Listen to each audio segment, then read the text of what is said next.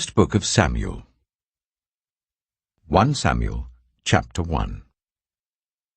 There was a certain man from Ramathaim, a Zuphite from the hill country of Ephraim, whose name was Elkanah, son of Jeroham, the son of Elihu, the son of Tohu, the son of Zuph, an Ephraimite. He had 2 wives. One was called Hannah, and the other Peninnah. Peninnah had children, but Hannah had none. Year after year, this man went up from his town to worship and sacrifice to the Lord Almighty at Shiloh, where Hophni and Phinehas, the 2 sons of Eli, were priests of the Lord.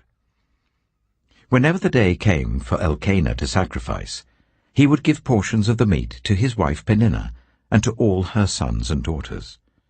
But to Hannah he gave a double portion, because he loved her, and the Lord had closed her womb. Because the Lord had closed Hannah's womb, her rival kept provoking her in order to irritate her. This went on year after year. Whenever Hannah went up to the house of the Lord, her rival provoked her till she wept and would not eat. Her husband, Elkanah, would say to her, "Hannah, why are you weeping? Why don't you eat? Why are you downhearted? Don't I mean more to you than 10 sons?" Once, when they had finished eating and drinking in Shiloh, Hannah stood up. Now Eli, the priest, was sitting on his chair by the doorpost of the Lord's house. In her deep anguish, Hannah prayed to the Lord, weeping bitterly. And she made a vow, saying, "Lord Almighty, if you will only look on your servant's misery and remember me, and not forget your servant, but give her a son, then I will give him to the Lord for all the days of his life, and no razor will ever be used on his head." As she kept on praying to the Lord, Eli observed her mouth. Hannah was praying in her heart, and her lips were moving, but her voice was not heard. Eli thought she was drunk and said to her, "How long are you going to stay drunk? Put away your wine." "Not so, my lord," Hannah replied. "I am a woman who is deeply troubled. I have not been drinking wine or beer. I was pouring out my soul to the Lord. Do not take your servant for a wicked woman. I have been praying here out of my great anguish and grief." Eli answered, "Go in peace, and may the God of Israel grant you what you have asked of him." She said, "May your servant find favor in your eyes."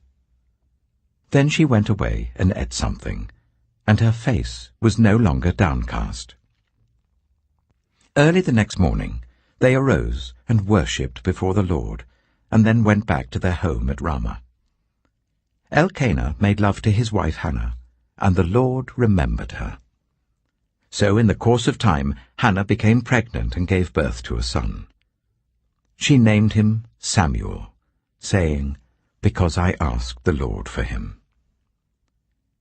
When her husband Elkanah went up with all his family to offer the annual sacrifice to the Lord and to fulfill his vow, Hannah did not go.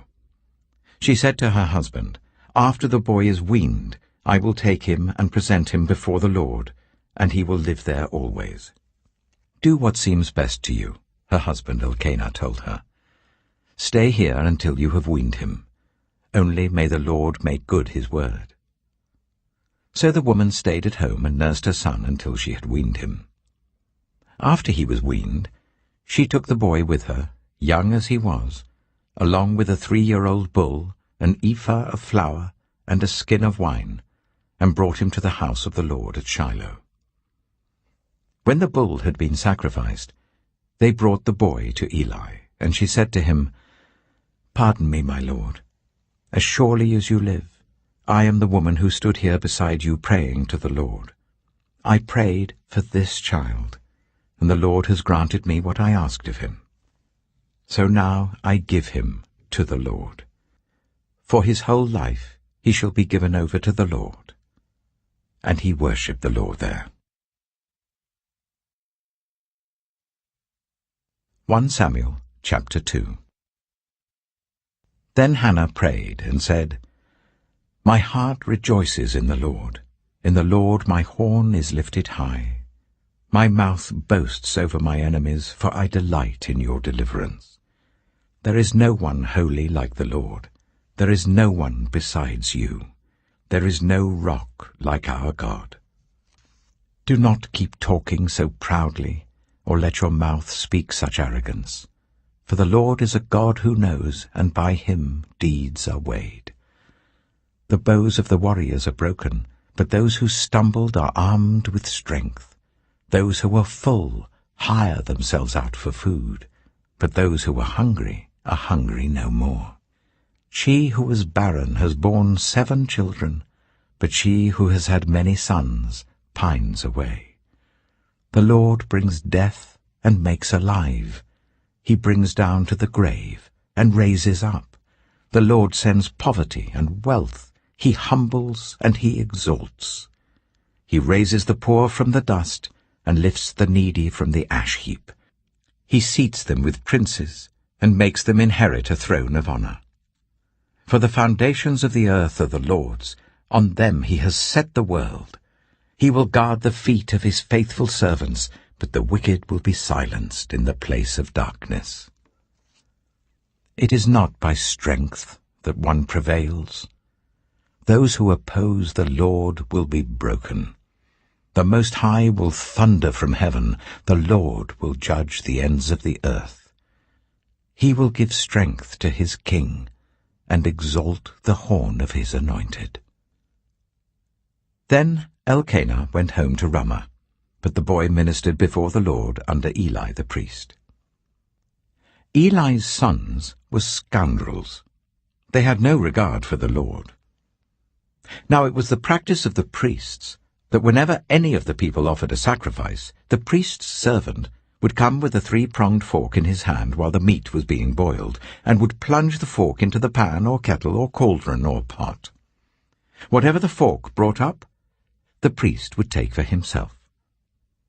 This is how they treated all the Israelites who came to Shiloh. But even before the fat was burned, the priest's servant would come and say to the person who was sacrificing, "Give the priest some meat to roast. He won't accept boiled meat from you, but only raw." If the person said to him, "Let the fat be burned first, and then take whatever you want," the servant would answer, "No, hand it over now. If you don't, I'll take it by force." This sin of the young men was very great in the Lord's sight, for they were treating the Lord's offering with contempt. But Samuel was ministering before the Lord, a boy wearing a linen ephod. Each year his mother made him a little robe and took it to him, when she went up with her husband to offer the annual sacrifice. Eli would bless Elkanah and his wife, saying, "May the Lord give you children by this woman to take the place of the one she prayed for and gave to the Lord." Then they would go home. And the Lord was gracious to Hannah. She gave birth to 3 sons and 2 daughters. Meanwhile, the boy Samuel grew up in the presence of the Lord. Now Eli, who was very old, heard about everything his sons were doing to all Israel, and how they slept with the women who served at the entrance to the tent of meeting. So he said to them, "Why do you do such things? I hear from all the people about these wicked deeds of yours. No, my sons, the report I hear spreading among the Lord's people is not good. If one person sins against another, God may mediate for the offender. But if anyone sins against the Lord, who will intercede for them?" His sons, however, did not listen to their father's rebuke, for it was the Lord's will to put them to death. And the boy Samuel continued to grow in stature and in favor with the Lord and with people. Now a man of God came to Eli and said to him, "This is what the Lord says. Did I not clearly reveal myself to your ancestors' family when they were in Egypt under Pharaoh? I chose your ancestor out of all the tribes of Israel to be my priest, to go up to my altar, to burn incense, and to wear an ephod in my presence. I also gave your ancestors' family all the food offerings presented by the Israelites. Why do you scorn my sacrifice and offering that I prescribed for my dwelling? Why do you honor your sons more than me, by fattening yourselves on the choice parts of every offering made by my people Israel? Therefore the Lord, the God of Israel, declares, I promised that members of your family would minister before me forever. But now the Lord declares, far be it from me. Those who honor me I will honor, but those who despise me will be disdained. The time is coming when I will cut short your strength, and the strength of your priestly house, so that no one in it will reach old age, and you will see distress in my dwelling. Although good will be done to Israel, no one in your family line will ever reach old age. Every one of you that I do not cut off from serving at my altar, I will spare only to destroy your sight and sap your strength, and all your descendants will die in the prime of life. And what happens to your 2 sons, Hophni and Phinehas, will be assigned to you. They will both die on the same day. I will raise up for myself a faithful priest, who will do according to what is in my heart and mind. I will firmly establish his priestly house, and they will minister before my anointed one always. Then everyone left in your family line will come and bow down before him for a piece of silver and a loaf of bread, and plead, appoint me to some priestly office, so that I can have food to eat. 1 Samuel chapter 3. The boy Samuel ministered before the Lord under Eli. In those days the word of the Lord was rare. There were not many visions. One night, Eli, whose eyes were becoming so weak that he could barely see, was lying down in his usual place. The lamp of God had not yet gone out, and Samuel was lying down in the house of the Lord where the ark of God was. Then the Lord called Samuel. Samuel answered, Here I am. And he ran to Eli and said, Here I am, you called me. But Eli said, I did not call. Go back and lie down. So he went and lay down. Again the Lord called Samuel. Then Samuel got up and went to Eli and said, Here I am, you called me. My son, Eli said, I did not call. Go back and lie down. Now Samuel did not yet know the Lord. The word of the Lord had not yet been revealed to him. A third time the Lord called, Samuel. And Samuel got up and went to Eli and said, Here I am, you called me. Then Eli realized that the Lord was calling the boy. So Eli told Samuel, Go and lie down, and if he calls you, say, Speak, Lord, for your servant is listening. So Samuel went and lay down in his place. The Lord came and stood there, calling as at the other times, Samuel, Samuel. Then Samuel said, Speak, for your servant is listening. And the Lord said to Samuel, See, I am about to do something in Israel that will make the ears of everyone who hears about it tingle. At that time I will carry out against Eli everything I spoke against his family, from beginning to end. For I told him that I would judge his family forever, because of the sin he knew about. His sons uttered blasphemies against God, and he failed to restrain them. Therefore I swore to the house of Eli, the guilt of Eli's house will never be atoned for by sacrifice or offering. Samuel lay down until morning, and then opened the doors of the house of the Lord. He was afraid to tell Eli the vision, but Eli called him and said, Samuel, my son. Samuel answered, Here I am. What was it he said to you? Eli asked. Do not hide it from me. May God deal with you, be it ever so severely, if you hide from me anything he told you. So Samuel told him everything, hiding nothing from him. Then Eli said, He is the Lord. Let him do what is good in his eyes. The Lord was with Samuel as he grew up, and he let none of Samuel's words fall to the ground. And all Israel from Dan to Beersheba recognized that Samuel was attested as a prophet of the Lord. The Lord continued to appear at Shiloh, and there he revealed himself to Samuel through his word. 1 Samuel chapter 4. And Samuel's word came to all Israel. Now the Israelites went out to fight against the Philistines. The Israelites camped at Ebenezer, and the Philistines at Aphek. The Philistines deployed their forces to meet Israel, and as the battle spread, Israel was defeated by the Philistines, who killed about 4,000 of them on the battlefield. When the soldiers returned to camp, the elders of Israel asked, "Why did the Lord bring defeat on us today before the Philistines? Let us bring the ark of the Lord's covenant from Shiloh, so that he may go with us and save us from the hand of our enemies." So the people sent men to Shiloh, and they brought back the ark of the covenant of the Lord Almighty, who is enthroned between the cherubim. And Eli's 2 sons, Hophni and Phinehas, were there with the ark of the covenant of God. When the ark of the Lord's covenant came into the camp, all Israel raised such a great shout that the ground shook. Hearing the uproar, the Philistines asked, "What's all this shouting in the Hebrew camp?" When they learned that the ark of the Lord had come into the camp, the Philistines were afraid. "A god has come into the camp," they said. "Oh, no, nothing like this has happened before. We're doomed. Who will deliver us from the hand of these mighty gods? They are the gods who struck the Egyptians with all kinds of plagues in the wilderness. Be strong, Philistines.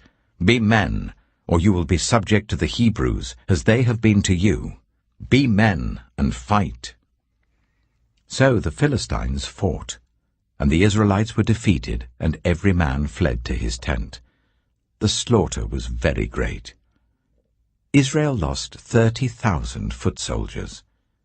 The ark of God was captured, and Eli's 2 sons, Hophni and Phinehas, died.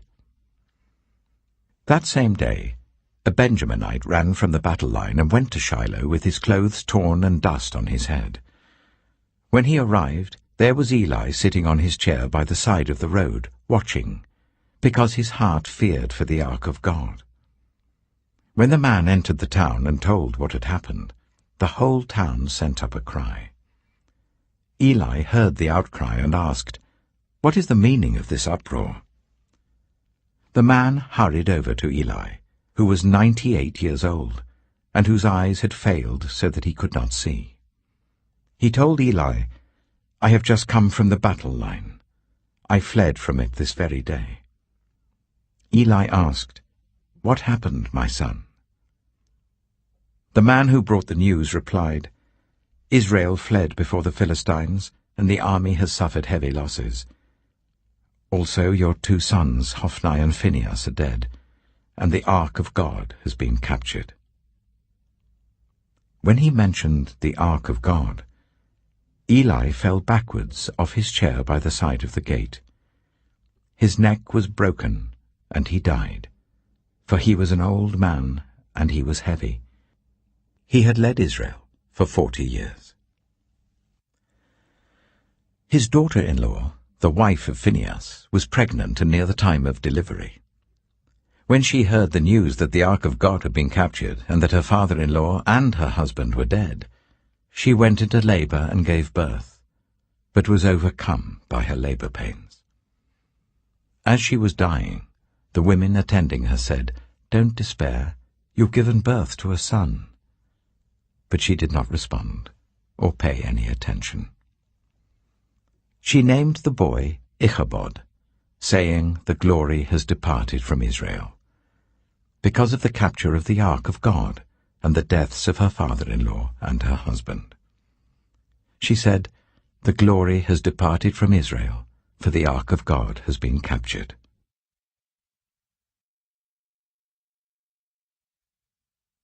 (1 Samuel chapter 5). After the Philistines had captured the ark of God, they took it from Ebenezer to Ashdod. Then they carried the ark into Dagon's temple, and set it beside Dagon. When the people of Ashdod rose early the next day, there was Dagon, fallen on his face on the ground before the ark of the Lord. They took Dagon and put him back in his place. But the following morning when they rose, there was Dagon, fallen on his face on the ground before the ark of the Lord. His head and hands had been broken off and were lying on the threshold. Only his body remained. That is why to this day neither the priests of Dagon nor any others who enter Dagon's temple at Ashdod step on the threshold. The Lord's hand was heavy on the people of Ashdod and its vicinity. He brought devastation on them and afflicted them with tumors. When the people of Ashdod saw what was happening, they said, "The ark of the God of Israel must not stay here with us, because his hand is heavy on us and on Dagon our God." So they called together all the rulers of the Philistines and asked them, "What shall we do with the ark of the God of Israel?" They answered, "Let the ark of the God of Israel be moved to Gath." So they moved the ark of the God of Israel. But after they had moved it, the Lord's hand was against that city, throwing it into a great panic. He afflicted the people of the city, both young and old, with an outbreak of tumors. So they sent the ark of God to Ekron. As the ark of God was entering Ekron, the people of Ekron cried out, "They have brought the ark of the God of Israel round to us to kill us and our people." So they called together all the rulers of the Philistines and said, "Send the ark of the God of Israel away. Let it go back to its own place, or it will kill us and our people." For death had filled the city with panic. God's hand was very heavy on it. Those who did not die were afflicted with tumors, and the outcry of the city went up to heaven. 1 Samuel chapter 6. When the ark of the Lord had been in Philistine territory for 7 months, the Philistines called for the priests and the diviners, and said, "What shall we do with the ark of the Lord? Tell us how we should send it back to its place." They answered, "If you return the ark of the God of Israel, do not send it back to him without a gift. By all means send a guilt offering to him. Then you will be healed, and you will know why his hand has not been lifted from you." The Philistines asked, "What guilt offering should we send to him?" They replied, 5 gold tumors and 5 gold rats, according to the number of the Philistine rulers, because the same plague has struck both you and your rulers. Make models of the tumors and of the rats that are destroying the country, and give glory to Israel's God. Perhaps he will lift his hand from you and your gods and your land. Why do you harden your hearts, as the Egyptians and Pharaoh did? When Israel's God dealt harshly with them, did they not send the Israelites out, so that they could go on their way? Now then, get a new cart ready, with 2 cows that have calved, and have never been yoked. Hitch the cows to the cart, but take their calves away and pen them up. Take the ark of the Lord and put it on the cart, and in a chest beside it put the gold objects you are sending back to him as a guilt offering. Send it on its way, but keep watching it. If it goes up to its own territory, towards Beth-Shemesh, then the Lord has brought this great disaster on us.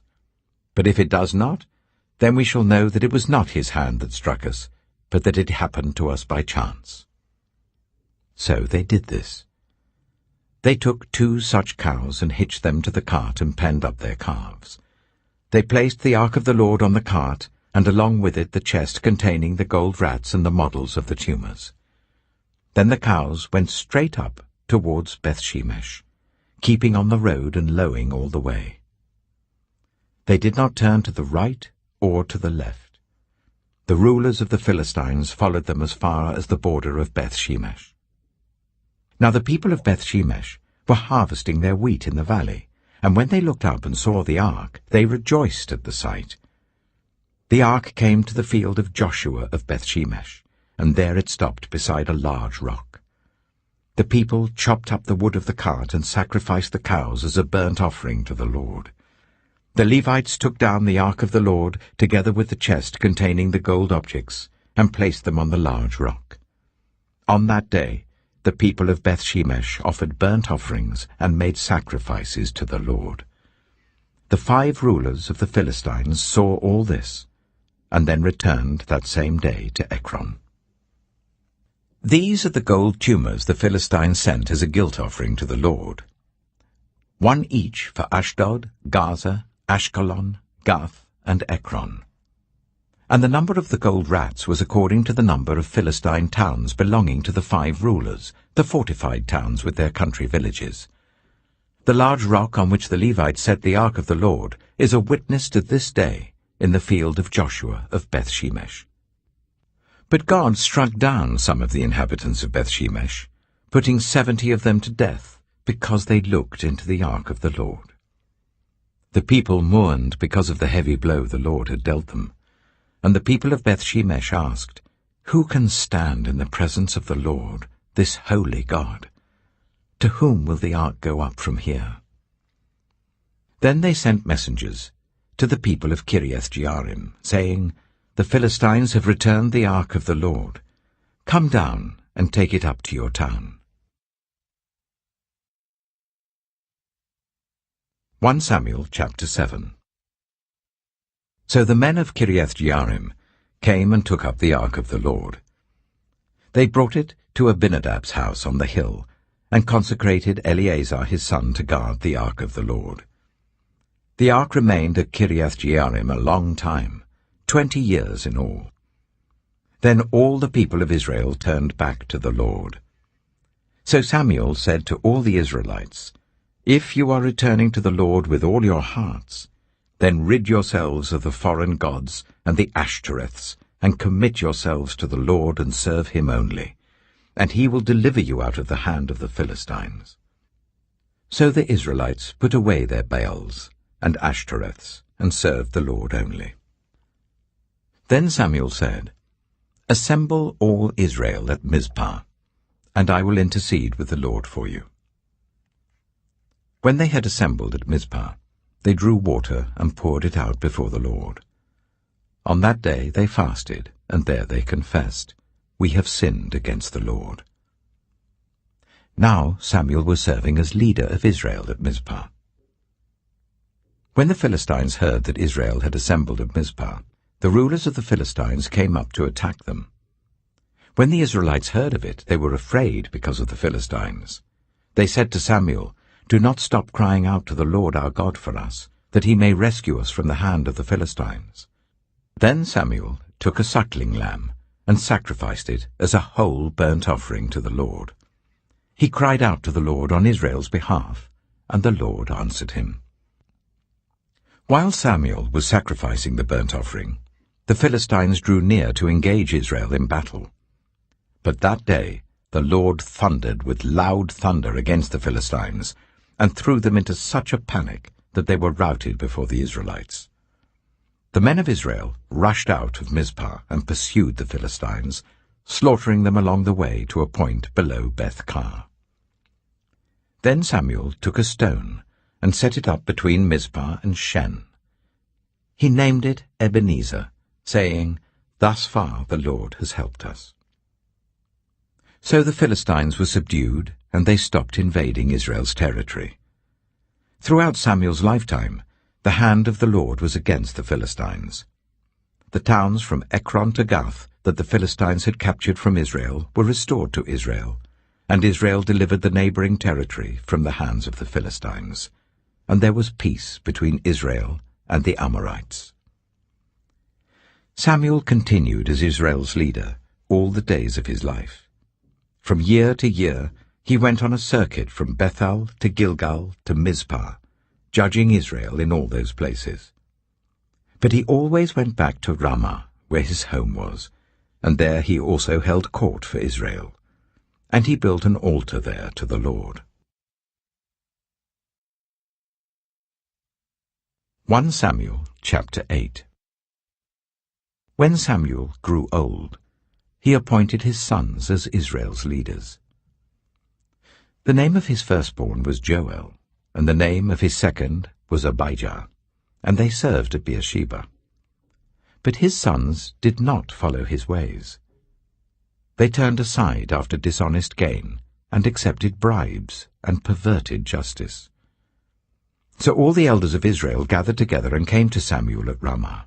They said to him, "You are old, and your sons do not follow your ways. Now appoint a king to lead us, such as all the other nations have." But when they said, "Give us a king to lead us," this displeased Samuel. So he prayed to the Lord. And the Lord told him, "Listen to all that the people are saying to you. It is not you they have rejected, but they have rejected me as their king, as they have done from the day I brought them up out of Egypt until this day, forsaking me and serving other gods. So they are doing to you. Now listen to them, but warn them solemnly, and let them know what the king who will reign over them will claim as his rights." Samuel told all the words of the Lord to the people who were asking him for a king. He said, "This is what the king who will reign over you will claim as his rights. He will take your sons and make them serve with his chariots and horses, and they will run in front of his chariots. Some he will assign to be commanders of thousands and commanders of 50s, and others to plough his ground and reap his harvest, and still others to make weapons of war and equipment for his chariots. He will take your daughters to be perfumers and cooks and bakers. He will take the best of your fields and vineyards and olive groves and give them to his attendants.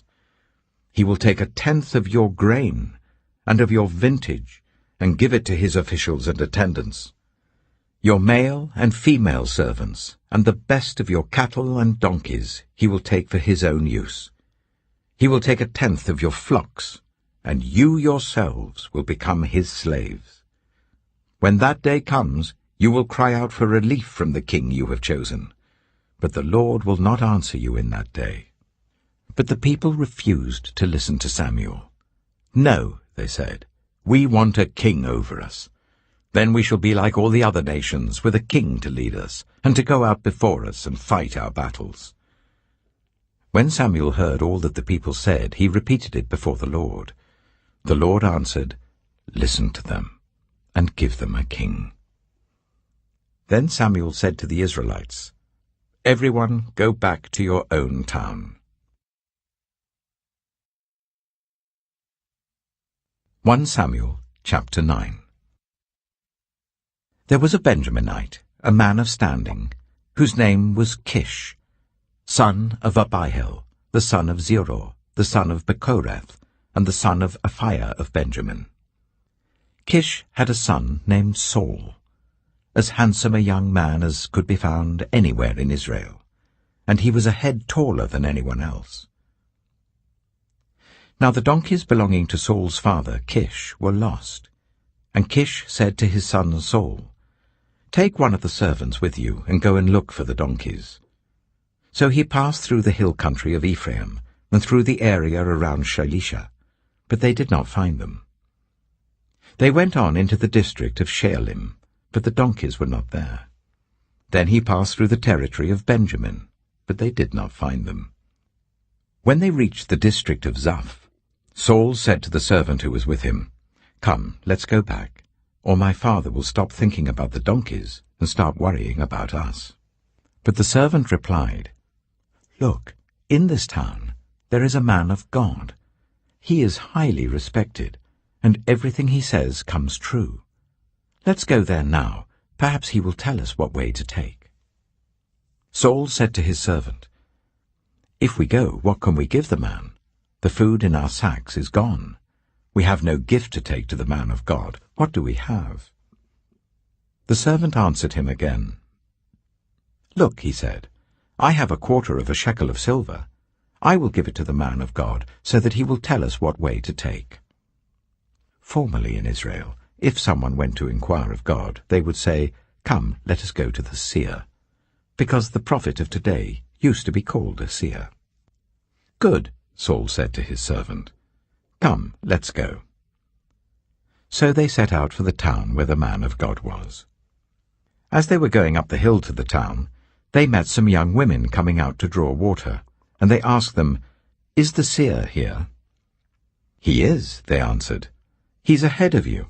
Hurry now, he has just come to our town today, for the people have a sacrifice at the high place.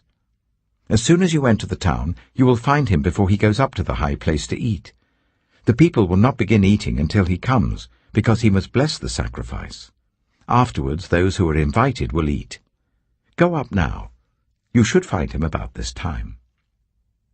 They went up to the town, and as they were entering it, there was Samuel coming towards them on his way up to the high place. Now the day before Saul came, the Lord had revealed this to Samuel. "About this time tomorrow, I will send you a man from the land of Benjamin. Anoint him ruler over my people Israel. He will deliver them from the hand of the Philistines. I have looked on my people, for their cry has reached me." When Samuel caught sight of Saul, the Lord said to him, "This is the man I spoke to you about. He will govern my people." Saul approached Samuel in the gateway and asked, "Would you please tell me where the seer's house is?" "I am the seer," Samuel replied. "Go up ahead of me to the high place, for today you are to eat with me, and in the morning I will send you on your way and will tell you all that is in your heart. As for the donkeys you lost 3 days ago, do not worry about them. They have been found. And to whom is all the desire of Israel turned, if not to you and your whole family line?" Saul answered, "But am I not a Benjaminite, from the smallest tribe of Israel? And is not my clan the least of all the clans of the tribe of Benjamin? Why do you say such a thing to me?" Then Samuel brought Saul and his servant into the hall, and seated them at the head of those who were invited, about 30 in number. Samuel said to the cook, "Bring the piece of meat I gave you, the one I told you to lay aside." So the cook took up the thigh with what was on it, and set it in front of Saul. Samuel said, "Here is what has been kept for you. Eat, because it was set aside for you for this occasion, from the time I said, 'I have invited guests.'" And Saul dined with Samuel that day. After they came down from the high place to the town, Samuel talked with Saul on the roof of his house. They rose about daybreak, and Samuel called to Saul on the roof, "Get ready, and I will send you on your way." When Saul got ready, he and Samuel went outside together. As they were going down to the edge of the town, Samuel said to Saul, "Tell the servant to go on ahead of us." And the servant did so. "But you stay here for a while, so that I may give you a message from God." 1 Samuel chapter 10. Then Samuel took a flask of olive oil, and poured it on Saul's head, and kissed him, saying, "Has not the Lord anointed you ruler over his inheritance? When you leave me today, you will meet 2 men near Rachel's tomb at Zelzah, on the border of Benjamin. They will say to you, 'The donkeys you set out to look for have been found,' and now your father has stopped thinking about them and is worried about you. He is asking, 'What shall I do about my son?' Then you will go on from there until you reach the great tree of Tabor. 3 men going up to worship God at Bethel will meet you there. One will be carrying 3 young goats, another 3 loaves of bread, and another a skin of wine. They will greet you and offer you 2 loaves of bread, which you will accept from them. After that, you will go to Gibeah of God, where there is a Philistine outpost. As you approach the town, you will meet a procession of prophets coming down from the high place, with lyres, tambourines, pipes, and harps being played before them, and they will be prophesying. The Spirit of the Lord will come powerfully upon you, and you will prophesy with them, and you will be changed into a different person. Once these signs are fulfilled, do whatever your hand finds to do, for God is with you. Go down ahead of me to Gilgal. I will surely come down to you to sacrifice burnt offerings and fellowship offerings. But you must wait 7 days until I come to you and tell you what you are to do." As Saul turned to leave Samuel, God changed Saul's heart, and all these signs were fulfilled that day. When he and his servant arrived at Gibeah, a procession of prophets met him. The Spirit of God came powerfully upon him, and he joined in their prophesying. When all those who had formerly known him saw him prophesying with the prophets, they asked each other, "What is this that has happened to the son of Kish? Is Saul also among the prophets?" A man who lived there answered, "And who is their father?" So it became a saying, "Is Saul also among the prophets?" After Saul stopped prophesying, he went to the high place. Now Saul's uncle asked him and his servant, "Where have you been?" "Looking for the donkeys," he said. "But when we saw they were not to be found, we went to Samuel." Saul's uncle said, "Tell me what Samuel said to you." Saul replied, "He assured us that the donkeys had been found." But he did not tell his uncle what Samuel had said about the kingship. Samuel summoned the people of Israel to the Lord at Mizpah, and said to them, "This is what the Lord, the God of Israel, says. I brought Israel up out of Egypt, and I delivered you from the power of Egypt and all the kingdoms that oppressed you. But you have now rejected your God, who saves you out of all your disasters and calamities. And you have said, 'No, appoint a king over us.' So now present yourselves before the Lord by your tribes and clans." When Samuel had made all Israel come forward by tribes, the tribe of Benjamin was taken by lot. Then he brought forward the tribe of Benjamin clan by clan, and Matri's clan was taken. Finally, Saul, son of Kish, was taken. But when they looked for him, he was not to be found. So they inquired further of the Lord, "Has the man come here yet?" And the Lord said, "Yes, he has hidden himself among the supplies." They ran and brought him out, and as he stood among the people, he was a head taller than any of the others. Samuel said to all the people, "Do you see the man the Lord has chosen? There is no one like him among all the people." Then the people shouted, "Long live the king!" Samuel explained to the people the rights and duties of kingship. He wrote them down on a scroll and deposited it before the Lord. Then Samuel dismissed the people to go to their own homes. Saul also went to his home in Gibeah, accompanied by valiant men whose hearts God had touched. But some scoundrels said, "How can this fellow save us?" They despised him and brought him no gifts, but Saul kept silent. 1 Samuel chapter 11. Nahash the Ammonite went up and besieged Jabesh-Gilead. And all the men of Jabesh said to him, "Make a treaty with us, and we will be subject to you."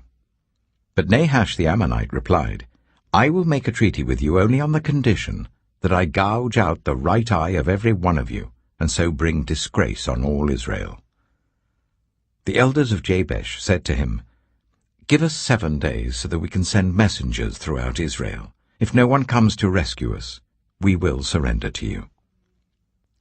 When the messengers came to Gibeah of Saul and reported these terms to the people, they all wept aloud.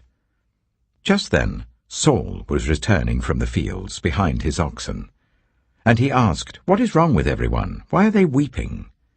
Then they repeated to him what the men of Jabesh had said. When Saul heard their words, the Spirit of God came powerfully upon him, and he burned with anger.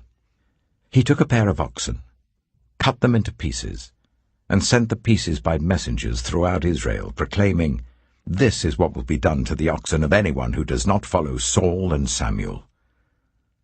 Then the terror of the Lord fell on the people, and they came out together as one. When Saul mustered them at Bezek, the men of Israel numbered 300,000, and those of Judah 30,000. They told the messengers who had come, "Say to the men of Jabesh-Gilead, by the time the sun is hot tomorrow, you will be rescued." When the messengers went and reported this to the men of Jabesh, they were elated. They said to the Ammonites, "Tomorrow we will surrender to you, and you can do to us whatever you like." The next day, Saul separated his men into 3 divisions. During the last watch of the night, they broke into the camp of the Ammonites and slaughtered them until the heat of the day. Those who survived were scattered, so that no 2 of them were left together. The people then said to Samuel, "Who was it that asked, 'Shall Saul reign over us?' Turn these men over to us, so that we may put them to death." But Saul said, "No one will be put to death today, for this day the Lord has rescued Israel." Then Samuel said to the people, "Come, let us go to Gilgal, and there renew the kingship." So all the people went to Gilgal, and made Saul king in the presence of the Lord. There they sacrificed fellowship offerings before the Lord, and Saul and all the Israelites held a great celebration. 1 Samuel chapter 12. Samuel said to all Israel, "I have listened to everything you said to me, and have set a king over you. Now you have a king as your leader. As for me, I am old and grey, and my sons are here with you. I have been your leader from my youth until this day. Here I stand. Testify against me in the presence of the Lord and his anointed. Whose ox have I taken? Whose donkey have I taken? Whom have I cheated? Whom have I oppressed? From whose hand have I accepted a bribe to make me shut my eyes? If I have done any of these things, I will make it right." "You have not cheated or oppressed us," they replied. "You have not taken anything from anyone's hand." Samuel said to them, "The Lord is witness against you, and also his anointed is witness this day, that you have not found anything in my hand." "He is witness," they said. Then Samuel said to the people, "It is the Lord who appointed Moses and Aaron, and brought your ancestors up out of Egypt. Now then, stand here, because I am going to confront you with evidence before the Lord as to all the righteous acts performed by the Lord for you and your ancestors. After Jacob entered Egypt, they cried to the Lord for help, and the Lord sent Moses and Aaron, who brought your ancestors out of Egypt and settled them in this place. But they forgot the Lord their God. So he sold them into the hands of Sisera, the commander of the army of Hazor, and into the hands of the Philistines and the king of Moab, who fought against them. They cried out to the Lord and said, "We have sinned. We have forsaken the Lord and served the Baals and the Ashtoreths. But now deliver us from the hands of our enemies, and we will serve you." Then the Lord sent Jerubbaal, Barak, Jephthah, and Samuel, and he delivered you from the hands of your enemies all around you, so that you lived in safety. But when you saw that Nahash, king of the Ammonites, was moving against you, you said to me, "No, we want a king to rule over us, even though the Lord your God was your king. Now, here is the king you have chosen, the one you asked for. See, the Lord has set a king over you. If you fear the Lord and serve and obey him and do not rebel against his commands, and if both you and the king who reigns over you follow the Lord your God, good. But if you do not obey the Lord, and if you rebel against his commands, his hand will be against you as it was against your ancestors. Now then, stand still and see this great thing the Lord is about to do before your eyes. Is not wheat harvest now? I will call on the Lord to send thunder and rain, and you will realize what an evil thing you did in the eyes of the Lord when you asked for a king." Then Samuel called on the Lord, and that same day the Lord sent thunder and rain. So all the people stood in awe of the Lord and of Samuel. The people all said to Samuel, "Pray to the Lord your God for your servants, so that we will not die. For we have added to all our other sins the evil of asking for a king." "Do not be afraid," Samuel replied. "You have done all this evil. Yet do not turn away from the Lord, but serve the Lord with all your heart. Do not turn away after useless idols. They can do you no good, nor can they rescue you, because they are useless. For the sake of his great name the Lord will not reject his people, because the Lord was pleased to make you his own. As for me, far be it from me that I should sin against the Lord by failing to pray for you.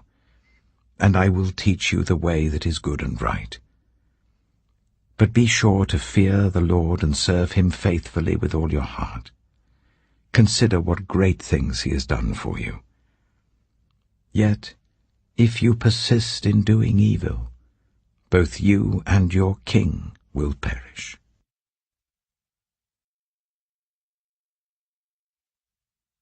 1 Samuel chapter 13. Saul was 30 years old when he became king, and he reigned over Israel for 42 years. Saul chose 3,000 men from Israel.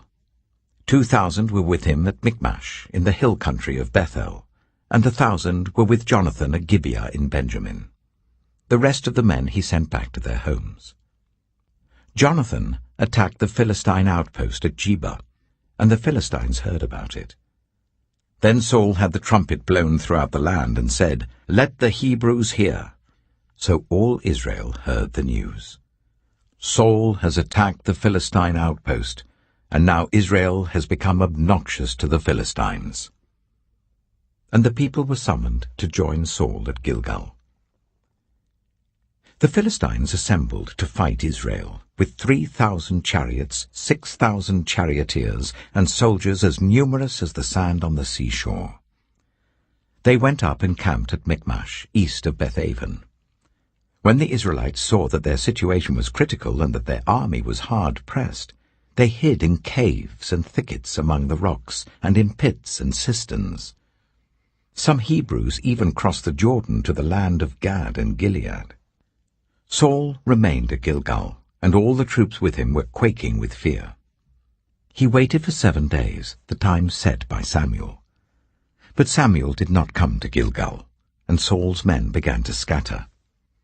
So he said, "Bring me the burnt offering and the fellowship offerings." And Saul offered up the burnt offering. Just as he finished making the offering, Samuel arrived, and Saul went out to greet him. "What have you done?" asked Samuel. Saul replied, "When I saw that the men were scattering, and that you did not come at the set time, and that the Philistines were assembling at Michmash, I thought, now the Philistines will come down against me at Gilgal, and I have not sought the Lord's favor. So I felt compelled to offer the burnt offering." "Oh, you have done a foolish thing," Samuel said. "You have not kept the command the Lord your God gave you. If you had, he would have established your kingdom over Israel for all time.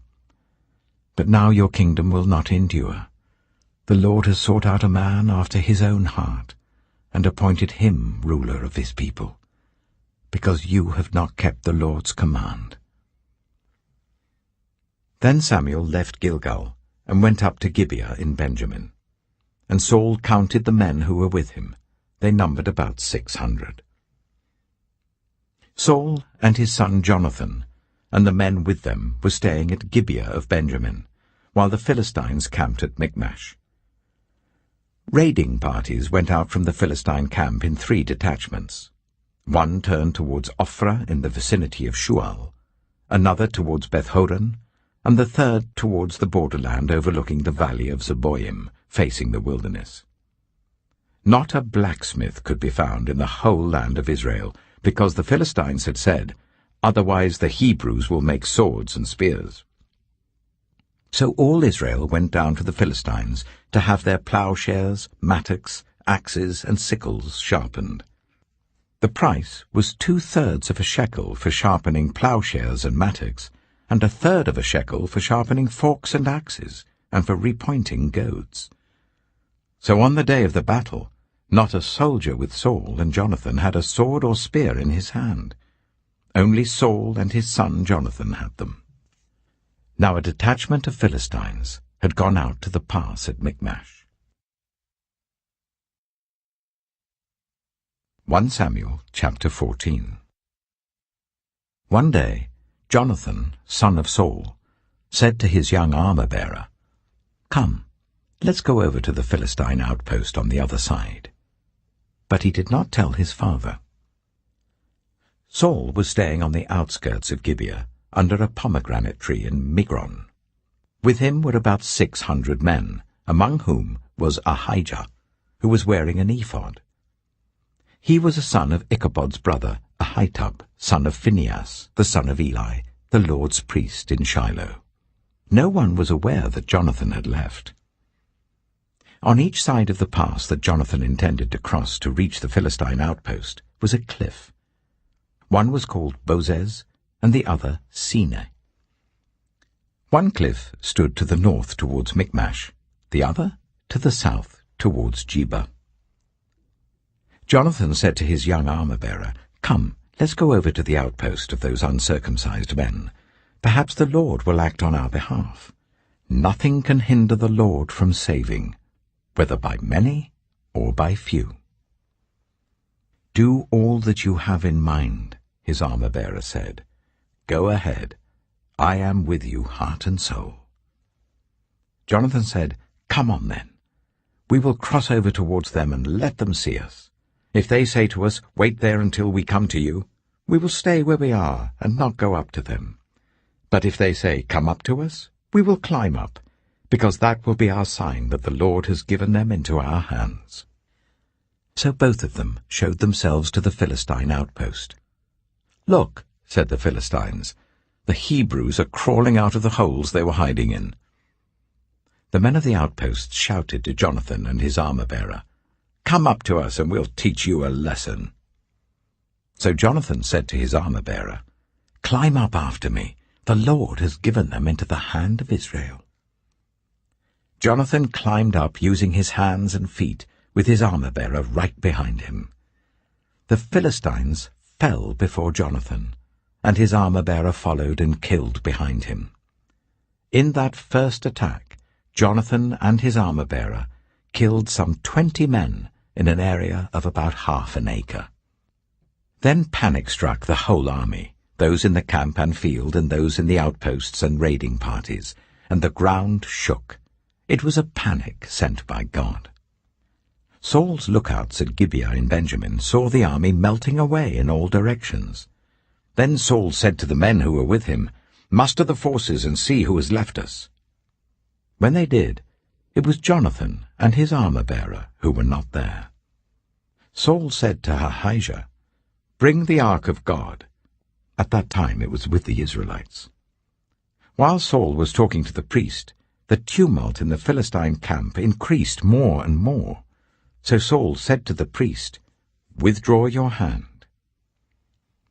Then Saul and all his men assembled and went to the battle. They found the Philistines in total confusion, striking each other with their swords. Those Hebrews who had previously been with the Philistines and had gone up with them to their camp went over to the Israelites who were with Saul and Jonathan. When all the Israelites who had hidden in the hill country of Ephraim heard that the Philistines were on the run, they joined the battle in hot pursuit. So on that day the Lord saved Israel, and the battle moved on beyond Beth-aven. Now the Israelites were in distress that day, because Saul had bound the people under an oath, saying, "Cursed be anyone who eats food before evening comes, before I have avenged myself on my enemies." So none of the troops tasted food. The entire army entered the woods, and there was honey on the ground. When they went into the woods, they saw the honey oozing out. Yet no one put his hand to his mouth because they feared the oath. But Jonathan had not heard that his father had bound the people with the oath, so he reached out the end of the staff that was in his hand and dipped it into the honeycomb. He raised his hand to his mouth, and his eyes brightened. Then one of the soldiers told him, "Your father bound the army under a strict oath, saying, 'Cursed be anyone who eats food today.' That is why the men are faint." Jonathan said, "My father has made trouble for the country. See how my eyes brightened when I tasted a little of this honey. How much better it would have been if the men had eaten today some of the plunder they took from their enemies. Would not the slaughter of the Philistines have been even greater?" That day, after the Israelites had struck down the Philistines from Michmash to Ajalon, they were exhausted. They pounced on the plunder, and, taking sheep, cattle, and calves, they butchered them on the ground and ate them, together with the blood. Then someone said to Saul, "Look, the men are sinning against the Lord by eating meat that has blood in it." "You have broken faith," he said. "Roll a large stone over here at once." Then he said, "Go out among the men and tell them, 'Each of you bring me your cattle and sheep, and slaughter them here and eat them. Do not sin against the Lord by eating meat with blood still in it.'" So everyone brought his ox that night and slaughtered it there. Then Saul built an altar to the Lord. It was the first time he had done this. Saul said, "Let us go down and pursue the Philistines by night and plunder them till dawn, and let us not leave one of them alive." "Do whatever seems best to you," they replied.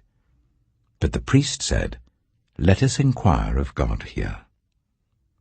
So Saul asked God, "Shall I go down and pursue the Philistines? Will you give them into Israel's hand?" But God did not answer him that day. Saul therefore said, "Come here, all you who are leaders of the army, and let us find out what sin has been committed today.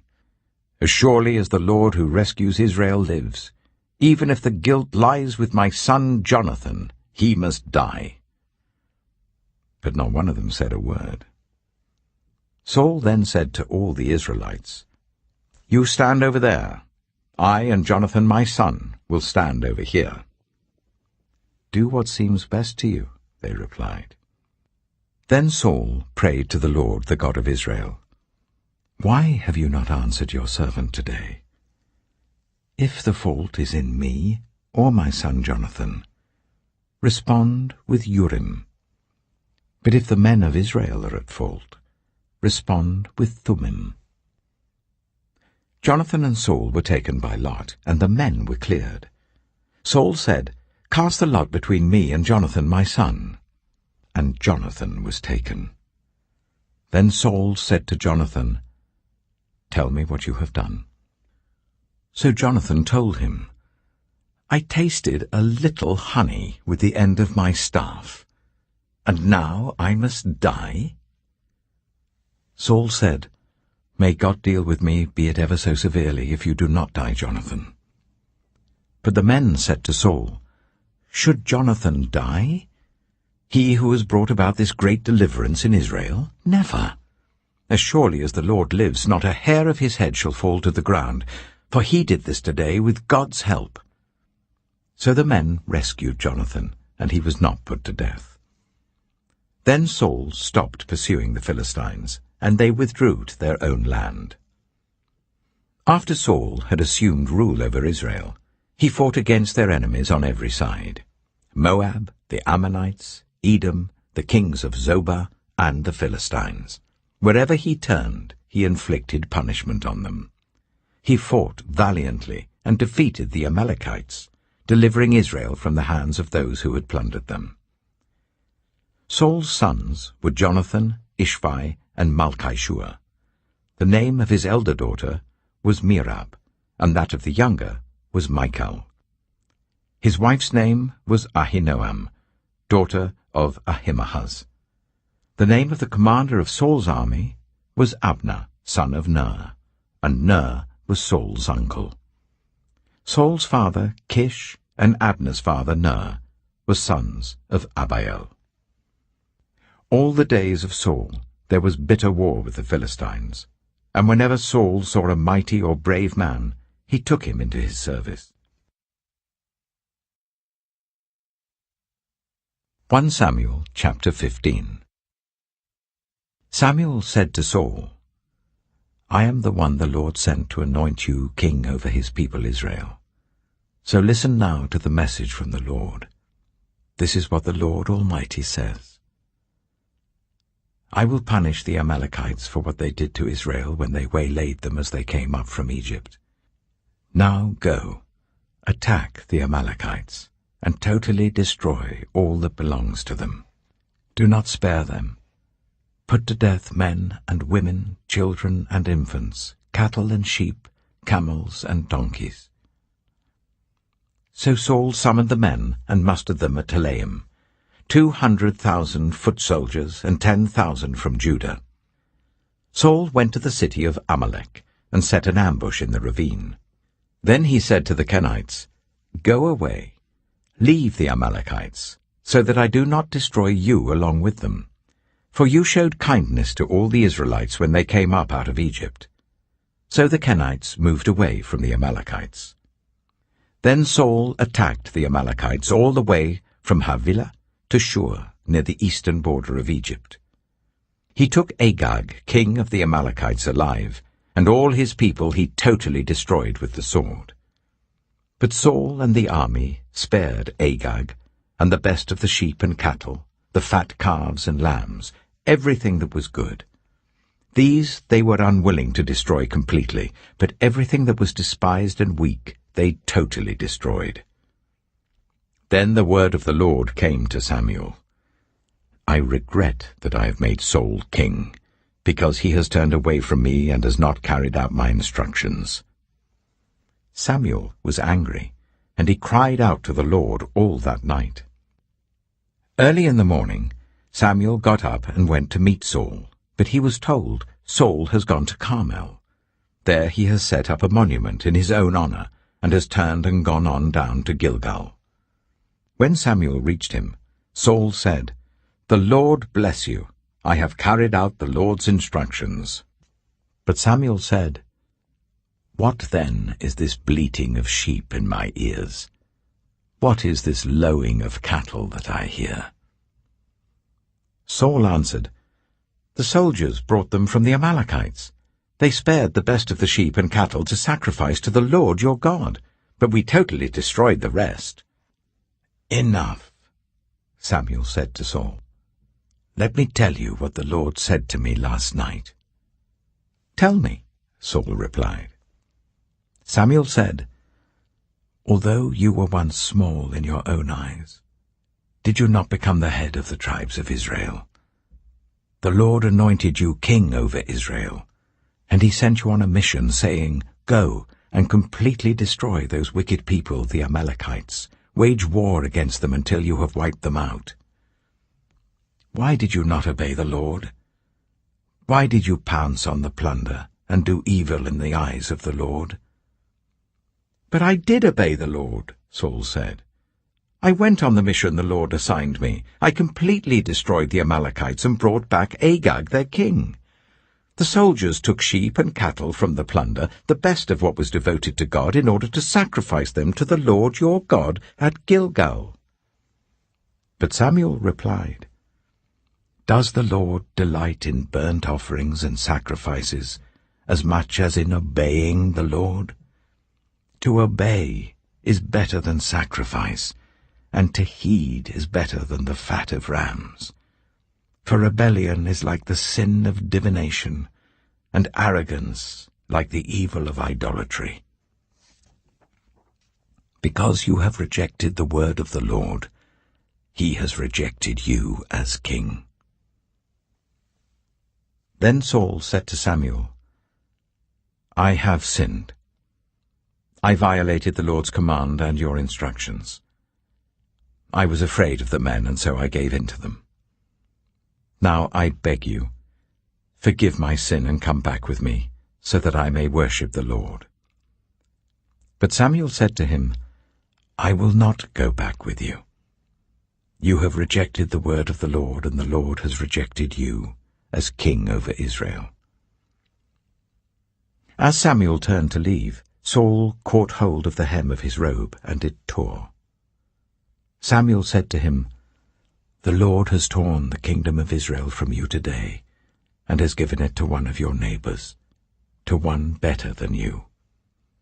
He who is the glory of Israel does not lie or change his mind, for he is not a human being that he should change his mind." Saul replied, "I have sinned, but please honor me before the elders of my people and before Israel. Come back with me so that I may worship the Lord your God." So Samuel went back with Saul, and Saul worshipped the Lord. Then Samuel said, "Bring me Agag, king of the Amalekites." Agag came to him in chains, and he thought, "Surely the bitterness of death is past." But Samuel said, "As your sword has made women childless, so will your mother be childless among women." And Samuel put Agag to death before the Lord at Gilgal. Then Samuel left for Ramah, but Saul went up to his home in Gibeah of Saul. Until the day Samuel died, he did not go to see Saul again, though Samuel mourned for him. And the Lord regretted that he had made Saul king over Israel. 1 Samuel chapter 16. The Lord said to Samuel, "How long will you mourn for Saul, since I have rejected him as king over Israel? Fill your horn with oil and be on your way. I am sending you to Jesse of Bethlehem. I have chosen one of his sons to be king." But Samuel said, "How can I go? If Saul hears about it, he will kill me." The Lord said, "Take a heifer with you and say, 'I have come to sacrifice to the Lord.' Invite Jesse to the sacrifice, and I will show you what to do. You are to anoint for me the one I indicate." Samuel did what the Lord said. When he arrived at Bethlehem, the elders of the town trembled when they met him. They asked, "Do you come in peace?" Samuel replied, "Yes, in peace. I have come to sacrifice to the Lord. Consecrate yourselves and come to the sacrifice with me." Then he consecrated Jesse and his sons and invited them to the sacrifice. When they arrived, Samuel saw Eliab and thought, "Surely the Lord's anointed stands here before the Lord." But the Lord said to Samuel, "Do not consider his appearance or his height, for I have rejected him. The Lord does not look at the things people look at. People look at the outward appearance, but the Lord looks at the heart." Then Jesse called Abinadab and made him pass in front of Samuel.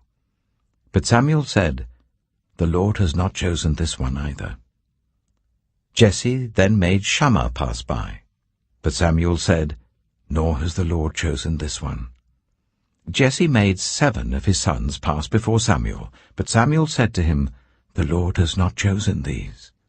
So he asked Jesse, "Are these all the sons you have?" "There is still the youngest," Jesse answered. "He's tending the sheep." Samuel said, "Send for him. We will not sit down until he arrives." So he sent for him and had him brought in. He was glowing with health and had a fine appearance and handsome features. Then the Lord said, "Rise and anoint him. This is the one." So Samuel took the horn of oil and anointed him in the presence of his brothers. And from that day on, the Spirit of the Lord came powerfully upon David. Samuel then went to Ramah.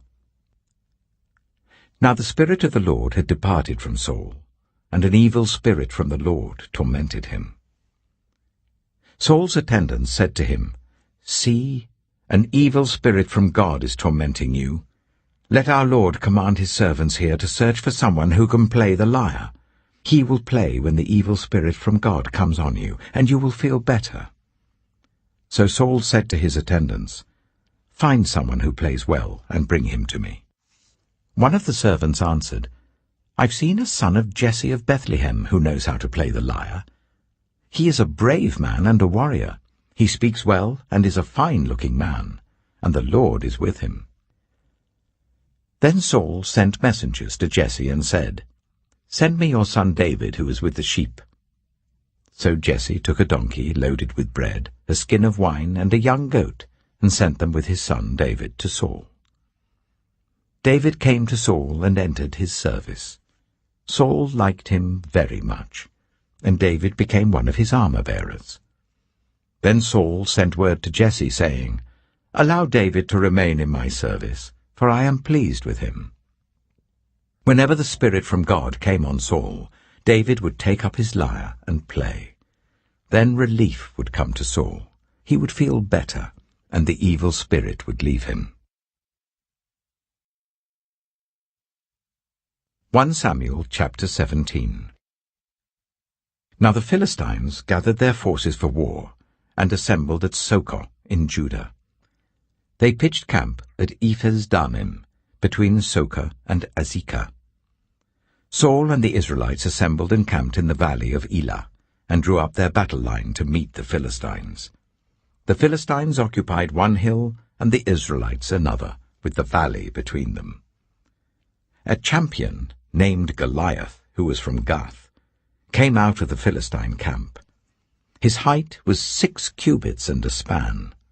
He had a bronze helmet on his head, and wore a coat of scale armor of bronze weighing 5,000 shekels. On his legs he wore bronze greaves, and a bronze javelin was slung on his back. His spear shaft was like a weaver's rod, and its iron point weighed 600 shekels. His shield-bearer went ahead of him. Goliath stood and shouted to the ranks of Israel, "Why do you come out and line up for battle? Am I not a Philistine, and are you not the servants of Saul? Choose a man and let him come down to me. If he is able to fight and kill me, we will become your subjects. But if I overcome him and kill him, you will become our subjects and serve us." Then the Philistine said, "This day I defy the armies of Israel. Give me a man and let us fight each other." On hearing the Philistines' words, Saul and all the Israelites were dismayed and terrified. Now David was the son of an Ephrathite named Jesse, who was from Bethlehem in Judah. Jesse had 8 sons, and in Saul's time he was very old. Jesse's 3 eldest sons had followed Saul to the war. The firstborn was Eliab, the second Abinadab, and the third Shammah. David was the youngest. The 3 eldest followed Saul, but David went back and forth from Saul to tend his father's sheep at Bethlehem. For 40 days the Philistine came forward every morning and evening and took his stand. Now Jesse said to his son David, "Take this ephah of roasted grain and these 10 loaves of bread for your brothers and hurry to their camp. Take along these 10 cheeses to the commander of their unit. See how your brothers are and bring back some assurance from them. They are with Saul and all the men of Israel in the valley of Elah, fighting against the Philistines." Early in the morning, David left the flock in the care of a shepherd, loaded up and set out as Jesse had directed. He reached the camp as the army was going out to its battle positions, shouting the war cry. Israel and the Philistines were drawing up their lines facing each other. David left his things with the keeper of supplies, ran to the battle lines, and asked his brothers how they were. As he was talking with them, Goliath, the Philistine champion from Gath, stepped out from his lines and shouted his usual defiance, and David heard it. Whenever the Israelites saw the man, they all fled from him in great fear. Now the Israelites had been saying, "Do you see how this man keeps coming out? He comes out to defy Israel. The king will give great wealth to the man who kills him. He will also give him his daughter in marriage, and will exempt his family from taxes in Israel." David asked the men standing near him, "What will be done for the man who kills this Philistine and removes this disgrace from Israel? "Who is this uncircumcised Philistine that he should defy the armies of the living God?" They repeated to him what they had been saying, and told him, "This is what will be done for the man who kills him." When Eliab, David's eldest brother, heard him speaking with the men, he burned with anger at him, and asked, "Why have you come down here? And with whom did you leave those few sheep in the wilderness? I know how conceited you are, and how wicked your heart is.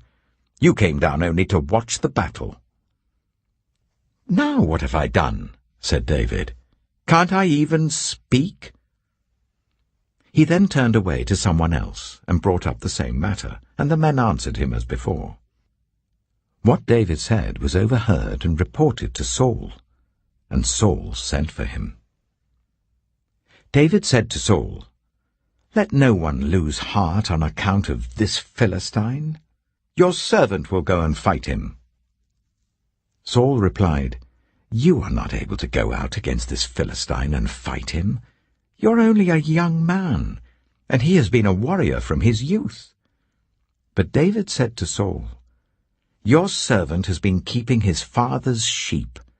When a lion or a bear came and carried off a sheep from the flock, I went after it, struck it, and rescued the sheep from its mouth.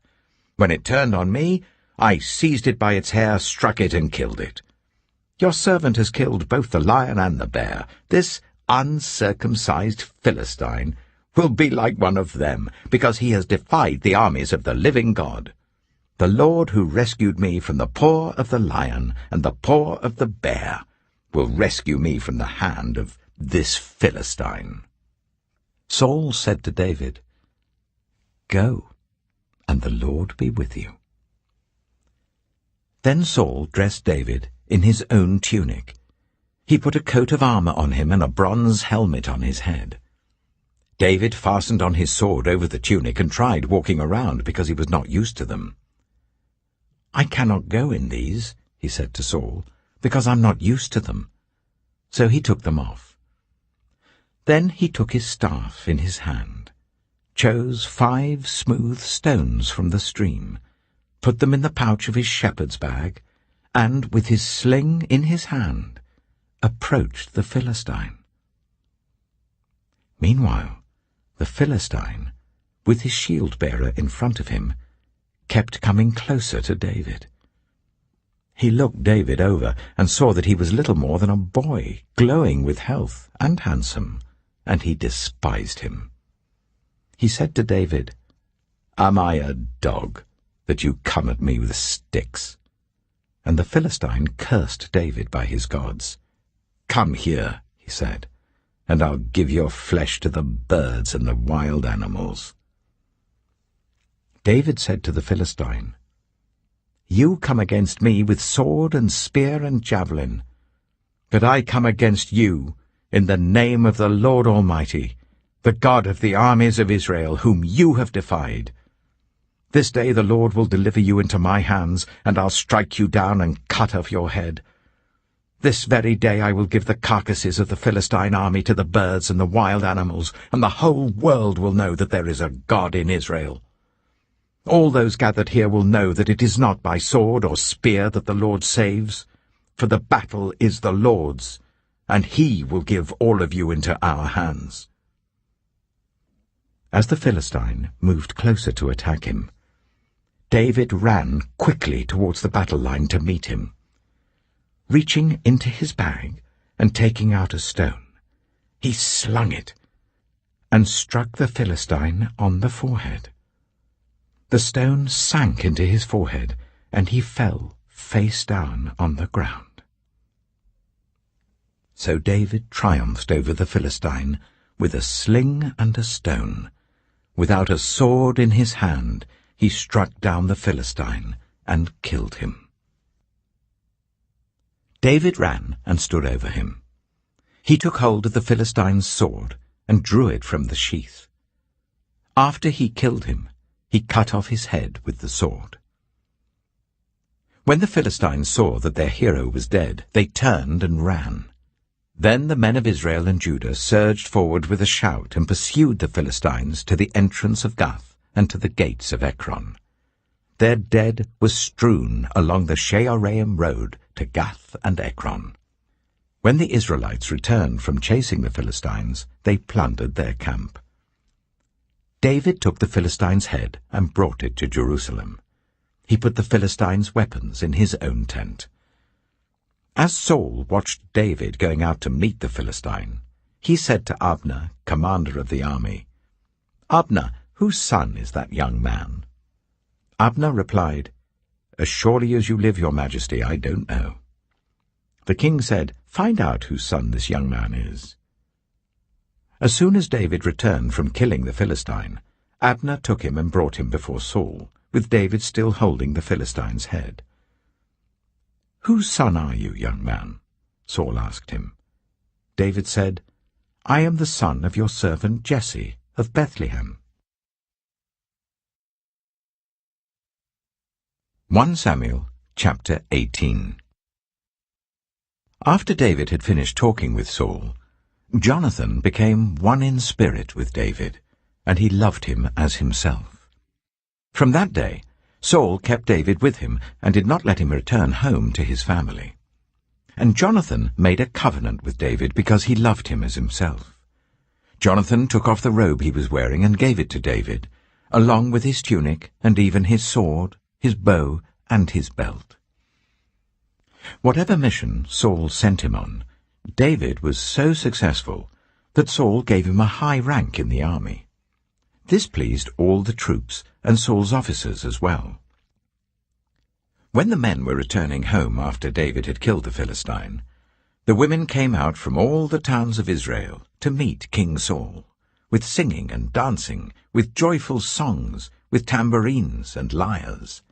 As they danced, they sang, "Saul has slain his thousands, and David his tens of thousands." Saul was very angry. This refrain displeased him greatly. "They have credited David with tens of thousands," he thought, "but me with only thousands. What more can he get but the kingdom?" And from that time on, Saul kept a close eye on David. The next day, an evil spirit from God came forcefully on Saul. He was prophesying in his house, while David was playing the lyre, as he usually did. Saul had a spear in his hand, and he hurled it, saying to himself, "I'll pin David to the wall." But David eluded him twice. Saul was afraid of David, because the Lord was with David, but had departed from Saul. So he sent David away from him and gave him command over 1,000 men. And David led the troops in their campaigns. In everything he did, he had great success, because the Lord was with him. When Saul saw how successful he was afraid of him. But all Israel and Judah loved David, because he led them in their campaigns. Saul said to David, "Here is my elder daughter, Merab. I will give her to you in marriage. Only serve me bravely and fight the battles of the Lord." For Saul said to himself, "I will not raise a hand against him. Let the Philistines do that." But David said to Saul, "Who am I, and what is my family or my clan in Israel, that I should become the king's son-in-law?" So when the time came for Merab, Saul's daughter, to be given to David, she was given in marriage to Adriel of Meholah. Now Saul's daughter, Michal, was in love with David, and when they told Saul about it, he was pleased. "I will give her to him," he thought, "so that she may be a snare to him, and so that the hand of the Philistines may be against him." So Saul said to David, "Now you have a second opportunity to become my son-in-law." Then Saul ordered his attendants, "Speak to David privately and say, 'Look, the king likes you, and his attendants all love you. Now become his son-in-law.'" They repeated these words to David, but David said, "Do you think it is a small matter to become the king's son-in-law? I'm only a poor man and little known." When Saul's servants told him what David had said, Saul replied, "Say to David, The king wants no other price for the bride than 100 Philistine foreskins to take revenge on his enemies. Saul's plan was for David to fall by the hands of the Philistines. When the attendants told David these things, he was pleased to become the king's son-in-law. So before the allotted time elapsed, David took his men with him and went out and killed 200 Philistines and brought back their foreskins. They counted out the full number to the king so that David might become the king's son-in-law. Then Saul gave him his daughter Michal in marriage. When Saul realized that the Lord was with David, and that his daughter Michal loved David, Saul became still more afraid of him, and he remained his enemy for the rest of his days.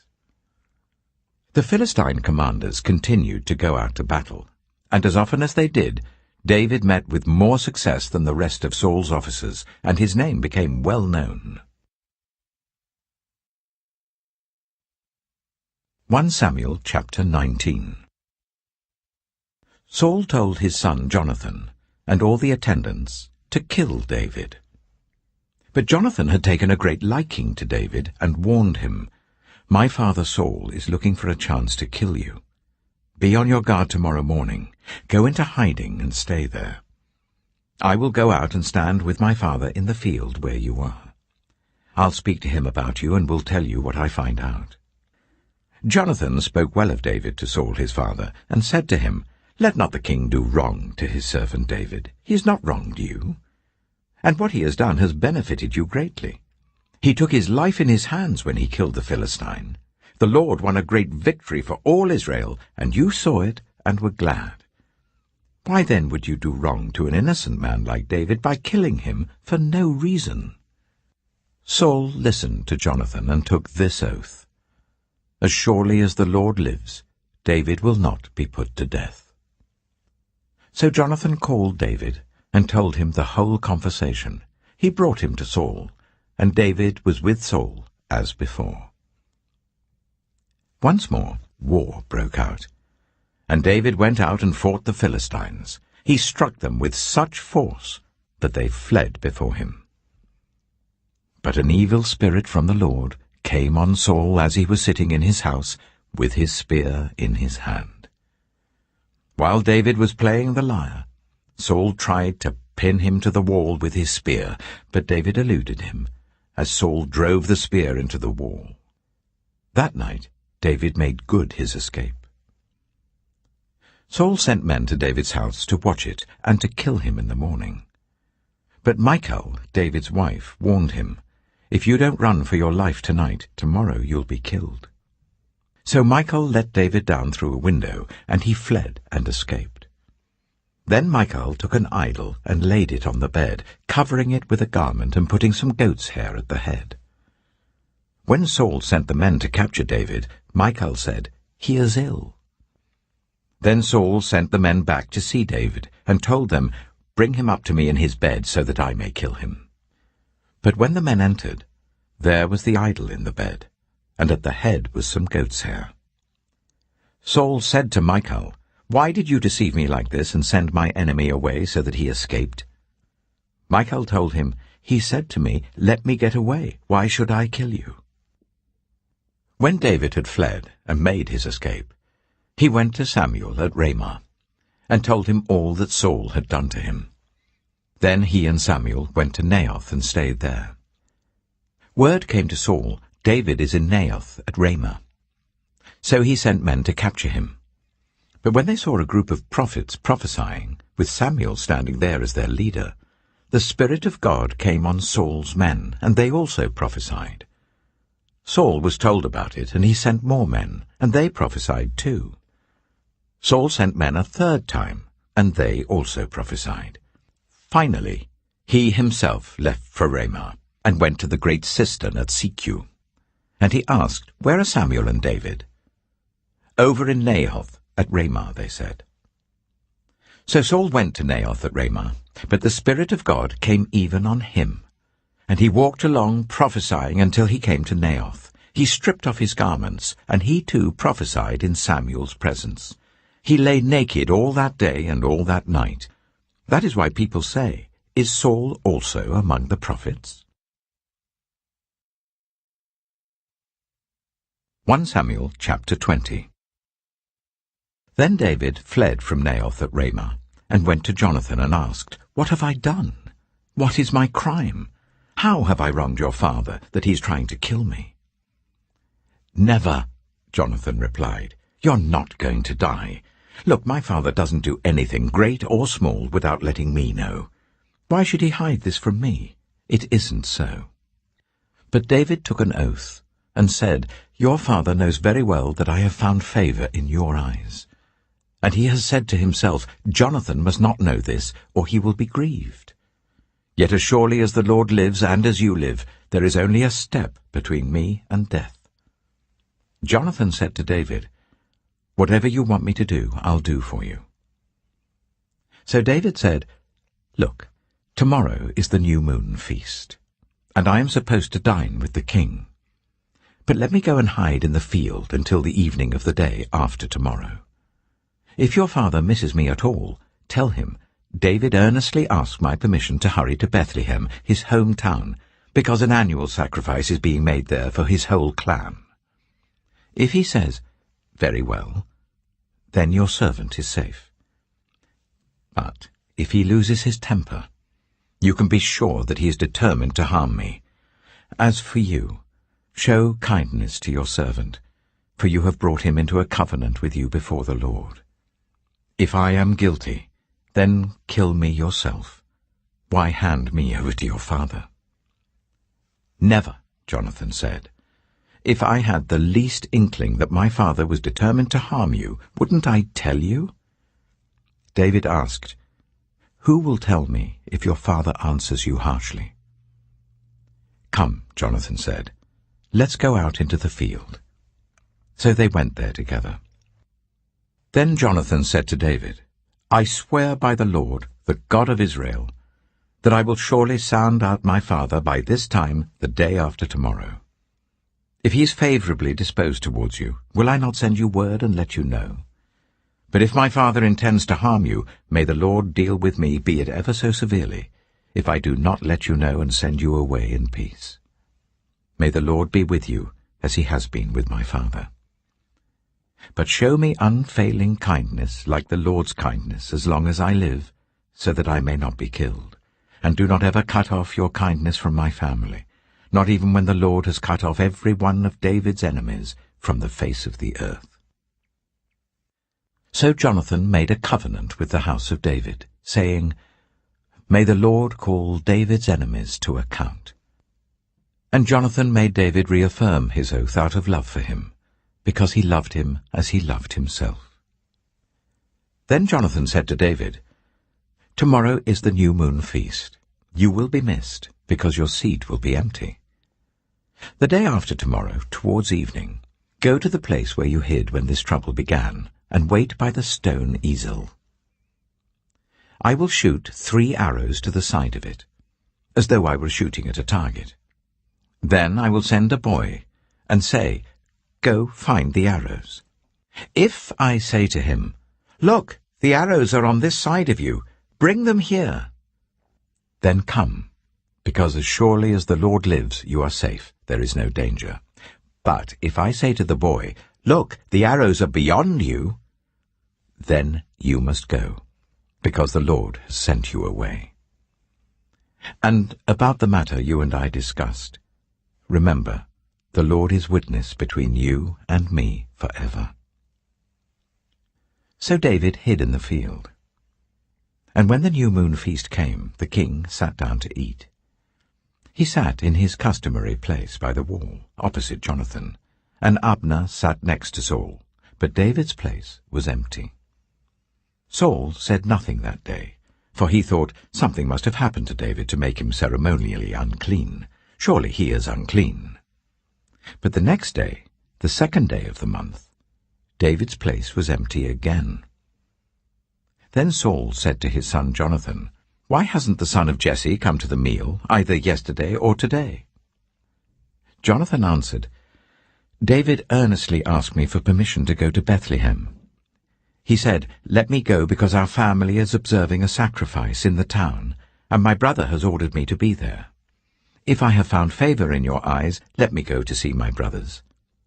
That is why he has not come to the king's table." Saul's anger flared up at Jonathan, and he said to him, "You son of a perverse and rebellious woman! Don't I know that you have sided with the son of Jesse to your own shame, and to the shame of the mother who bore you? As long as the son of Jesse lives on this earth, neither you nor your kingdom will be established. Now send someone to bring him to me, for he must die." "Why should he be put to death? What has he done?" Jonathan asked his father. But Saul hurled his spear at him to kill him. Then Jonathan knew that his father intended to kill David. Jonathan got up from the table in fierce anger. On that second day of the feast he did not eat, because he was grieved at his father's shameful treatment of David.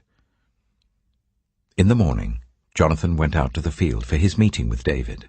He had a small boy with him, and he said to the boy, "Run and find the arrows I shoot." As the boy ran, he shot an arrow beyond him. When the boy came to the place where Jonathan's arrow had fallen, Jonathan called out after him, "Isn't the arrow beyond you?" Then he shouted, "Hurry! Go quickly! Don't stop!" The boy picked up the arrow and returned to his master. The boy knew nothing about all this, only Jonathan and David knew. Then Jonathan gave his weapons to the boy and said, "Go, carry them back to town." After the boy had gone, David got up from the south side of the stone and bowed down before Jonathan 3 times, with his face to the ground. Then they kissed each other and wept together. But David wept the most. Jonathan said to David, "Go in peace, for we have sworn friendship with each other in the name of the Lord, saying, 'The Lord is witness between you and me, and between your descendants and my descendants forever.'" Then David left, and Jonathan went back to the town. 1 Samuel chapter 21. David went to Nob, to Ahimelech the priest. Ahimelech trembled when he met him and asked, "Why are you alone? Why is no one with you?" David answered Ahimelech the priest, "The king sent me on a mission, and said to me, 'No one is to know anything about the mission I'm sending you on. As for my men, I've told them to meet me at a certain place. Now then, what have you to hand? Give me 5 loaves of bread, or whatever you can find.' But the priest answered David, 'I don't have any ordinary bread to hand. However, there is some consecrated bread here, provided the men have kept themselves from women.' David replied, 'Indeed, women have been kept from us, as usual whenever I set out. The men's bodies are holy even on missions that are not holy. How much more so today?'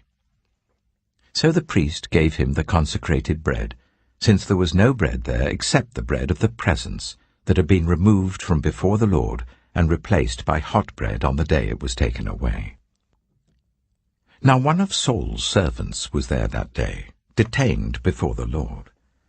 He was Doeg, the Edomite, Saul's chief shepherd. David asked Ahimelech, "Don't you have a spear or sword here?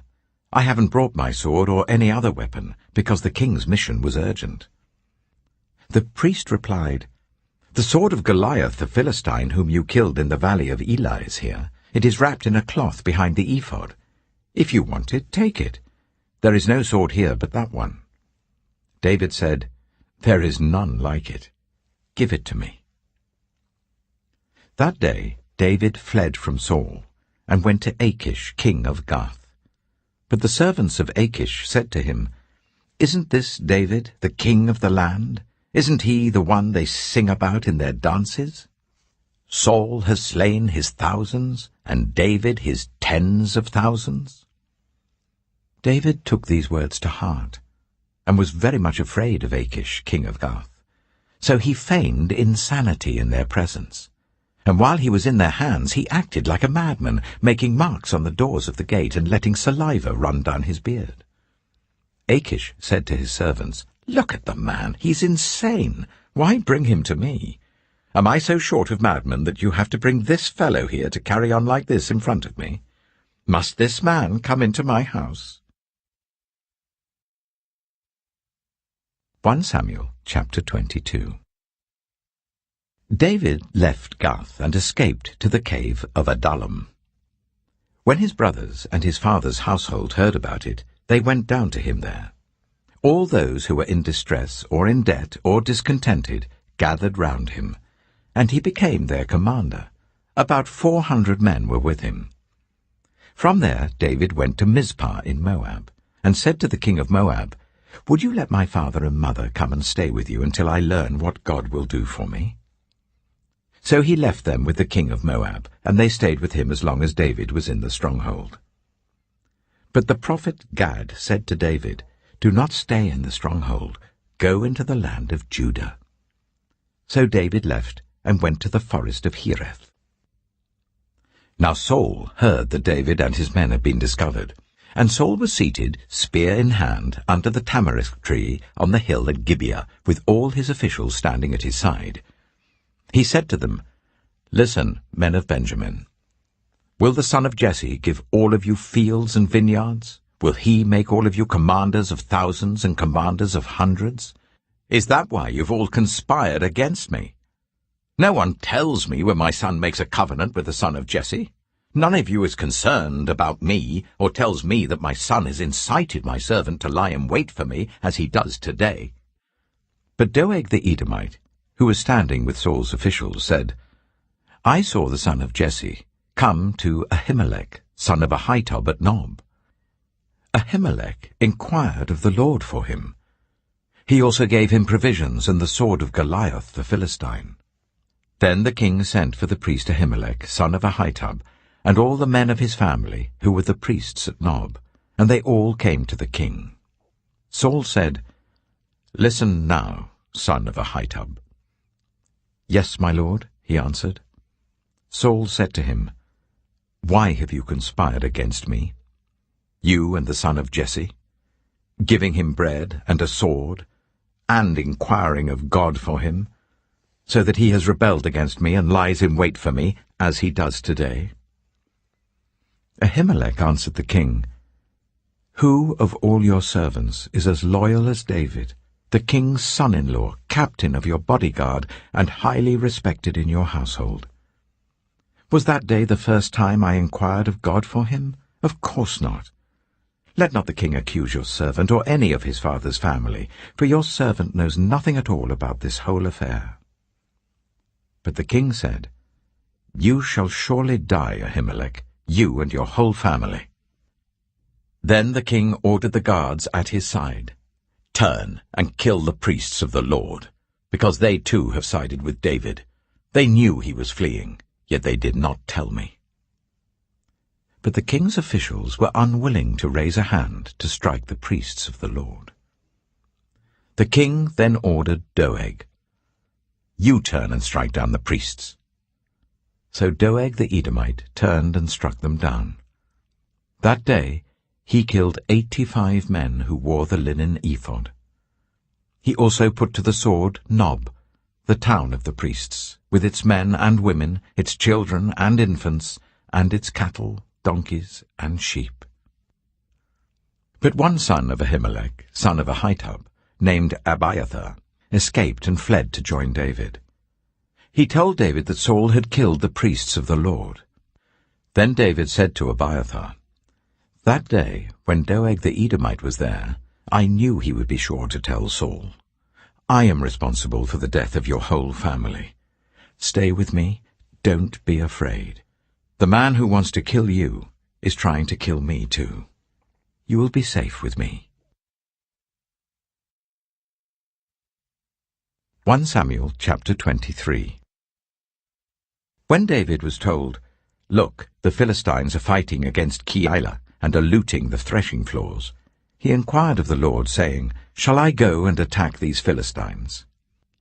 The Lord answered him, "Go, attack the Philistines, and save Keilah." But David's men said to him, "Here in Judah we are afraid. How much more then if we go to Keilah against the Philistine forces?" Once again David inquired of the Lord, and the Lord answered him, "Go down to Keilah, for I am going to give the Philistines into your hand." So David and his men went to Keilah, fought the Philistines and carried off their livestock. He inflicted heavy losses on the Philistines and saved the people of Keilah. Now Abiathar, son of Ahimelech, had brought the ephod down with him when he fled to David at Keilah. Saul was told that David had gone to Keilah, and he said, "God has delivered him into my hands, for David has imprisoned himself by entering a town with gates and bars." And Saul called up all his forces for battle, to go down to Keilah to besiege David with his men. When David learned that Saul was plotting against him, he said to Abiathar the priest, "Bring the ephod." David said, "Lord God of Israel, your servant has heard definitely that Saul plans to come to Keilah and destroy the town on account of me. Will the citizens of Keilah surrender me to him? Will Saul come down as your servant has heard? Lord God of Israel, tell your servant." And the Lord said, "He will." Again David asked, "Will the citizens of Keilah surrender me and my men to Saul?" And the Lord said, "They will." So David and his men, about 600 in number, left Keilah and kept moving from place to place. When Saul was told that David had escaped from Keilah, he did not go there. David stayed in the wilderness strongholds and in the hills of the desert of Ziph. Day after day Saul searched for him, but God did not give David into his hands. While David was at Horesh, in the desert of Ziph, he learned that Saul had come out to take his life, and Saul's son Jonathan went to David at Horesh and helped him to find strength in God. "Don't be afraid," he said. "My father Saul will not lay a hand on you. You shall be king over Israel, and I will be second to you. Even my father Saul knows this." The two of them made a covenant before the Lord. Then Jonathan went home, but David remained at Horesh. The Ziphites went up to Saul at Gibeah and said, "Is not David hiding among us in the strongholds at Horesh, on the hill of Keilah, south of Jeshimon? Now, your majesty, come down whenever it pleases you to do so, and we will be responsible for giving him into your hands." Saul replied, "The Lord bless you for your concern for me. Go and get more information. Find out where David usually goes and who has seen him there. They tell me he's very crafty. Find out about all the hiding places he uses and come back to me with definite information.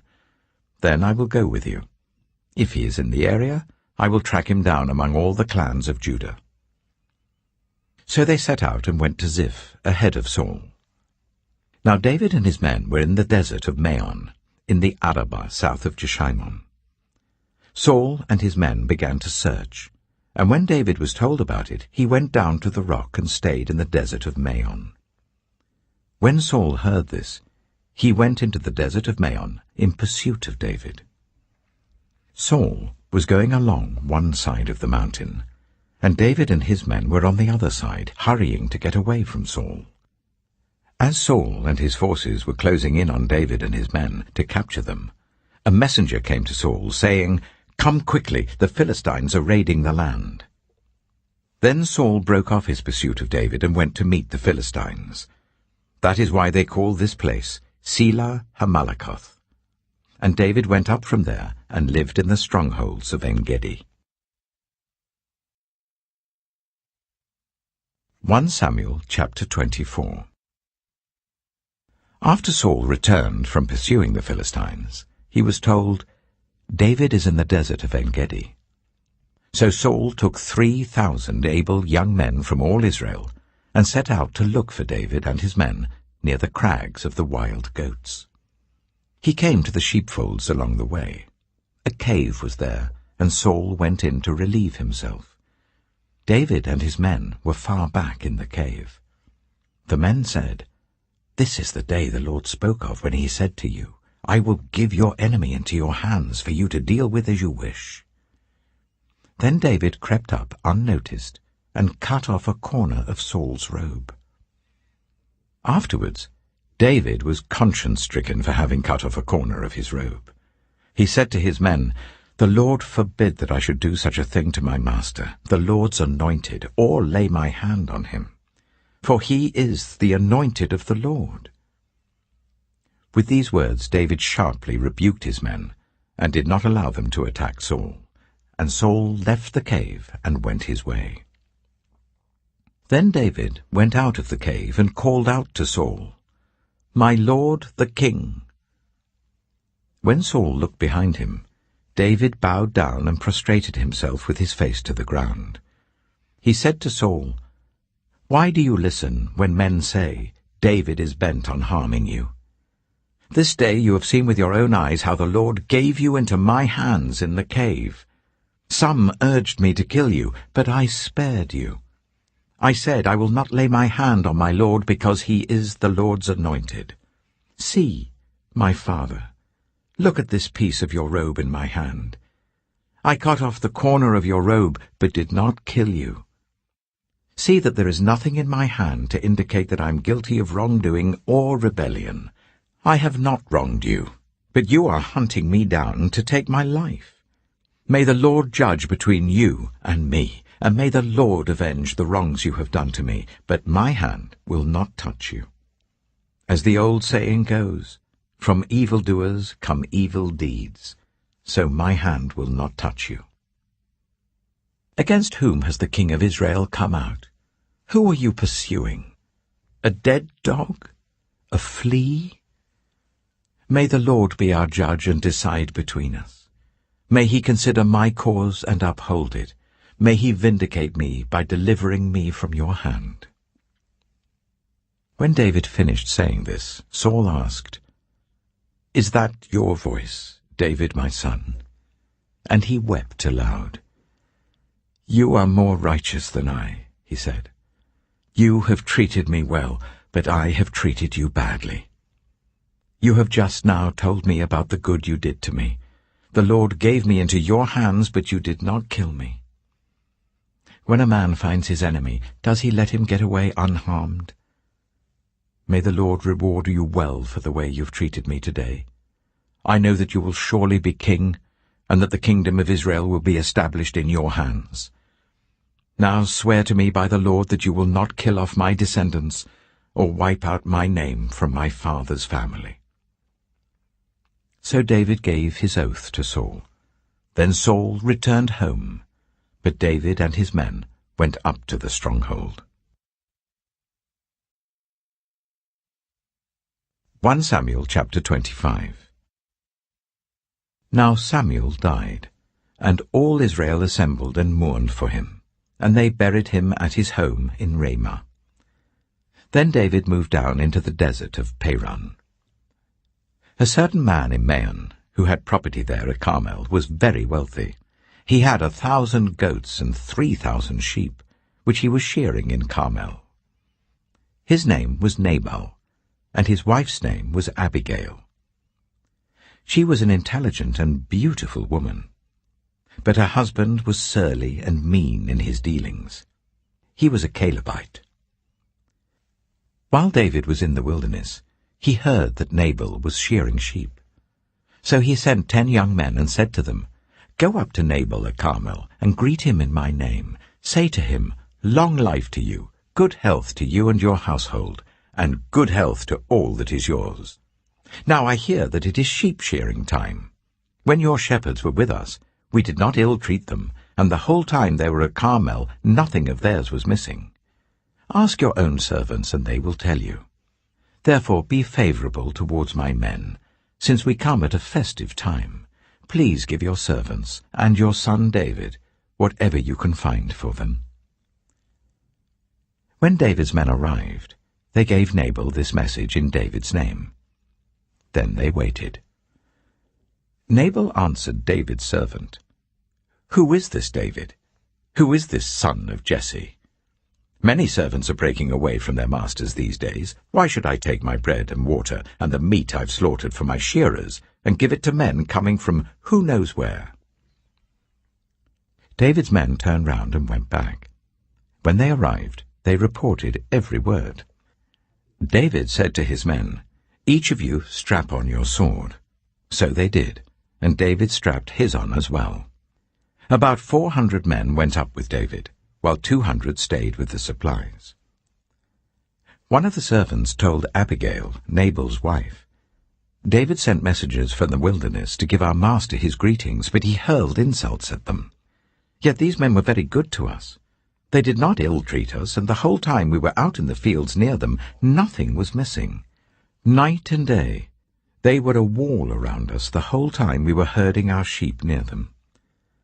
Now think it over and see what you can do, because disaster is hanging over our master and his whole household. He is such a wicked man that no one can talk to him." Abigail acted quickly. She took 200 loaves of bread, 2 skins of wine, 5 dressed sheep, 5 seahs of roasted grain, 100 cakes of raisins, and 200 cakes of pressed figs, and loaded them on donkeys. Then she told her servants, "Go on ahead, I'll follow you." But she did not tell her husband Nabal. As she came riding on her donkey into a mountain ravine, there were David and his men descending towards her, and she met them. David had just said, "It's been useless, all my watching over this fellow's property in the wilderness, so that nothing of his was missing. He has paid me back evil for good.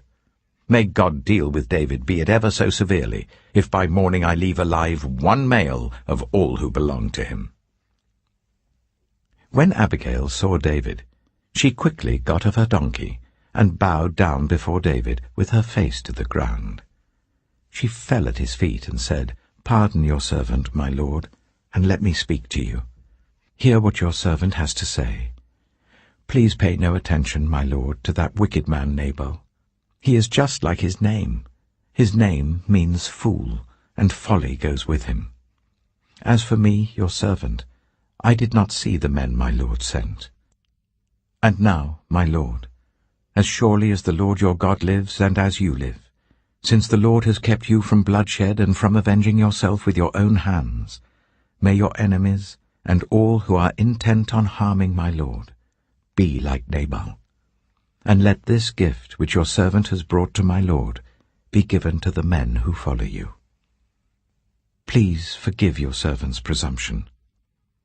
The Lord your God will certainly make a lasting dynasty for my lord, because you fight the Lord's battles, and no wrongdoing will be found in you as long as you live. Even though someone is pursuing you to take your life, the life of my lord will be bound securely in the bundle of the living by the Lord your God, but the lives of your enemies he will hurl away as from the pocket of a sling. When the Lord has fulfilled for my lord every good thing he promised concerning him, and has appointed him ruler over Israel, my lord will not have on his conscience the staggering burden of needless bloodshed, or of having avenged himself. And when the Lord your God has brought my lord success, remember your servant." David said to Abigail, "Praise be to the Lord, the God of Israel, who has sent you today to meet me. May you be blessed for your good judgment, and for keeping me from bloodshed this day, and from avenging myself with my own hands. Otherwise, as surely as the Lord, the God of Israel, lives, who has kept me from harming you, if you had not come quickly to meet me, not one male belonging to Nabal would have been left alive by daybreak." Then David accepted from her hand what she had brought to him, and said, "Go home in peace. I have heard your words and granted your request." When Abigail went to Nabal, he was in the house holding a banquet like that of a king. He was in high spirits and very drunk. So she told him nothing at all until daybreak. Then, in the morning, when Nabal was sober, his wife told him all these things, and his heart failed him, and he became like a stone. About 10 days later, the Lord struck Nabal and he died. When David heard that Nabal was dead, he said, "Praise be to the Lord, who has upheld my cause against Nabal for treating me with contempt. He has kept his servant from doing wrong, and has brought Nabal's wrongdoing down on his own head." Then David sent word to Abigail, asking her to become his wife. His servants went to Carmel and said to Abigail, "David has sent us to you to take you to become his wife." She bowed down with her face to the ground and said, "I am your servant, and am ready to serve you and wash the feet of my Lord's servants." Abigail quickly got on a donkey, and attended by her 5 female servants, went with David's messengers and became his wife.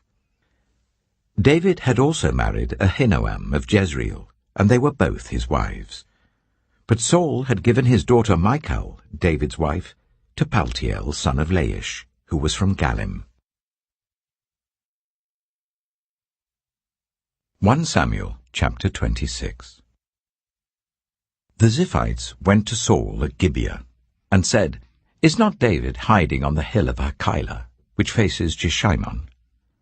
So Saul went down to the desert of Ziph with his 3,000 select Israelite troops to search there for David. Saul made his camp beside the road on the hill of Hachilah facing Jeshimon, but David stayed in the wilderness. When he saw that Saul had followed him there, he sent out scouts and learned that Saul had definitely arrived. Then David set out and went to the place where Saul had camped. He saw where Saul and Abner, son of Ner, the commander of the army, had lain down. Saul was lying inside the camp, with the army camped around him. David then asked Ahimelech the Hittite and Abishai, son of Zeruiah, Joab's brother, "Who will go down into the camp with me to Saul?" "I'll go with you," said Abishai. So David and Abishai went to the army by night, and there was Saul, lying asleep inside the camp with his spear stuck in the ground near his head. Abner and the soldiers were lying round him.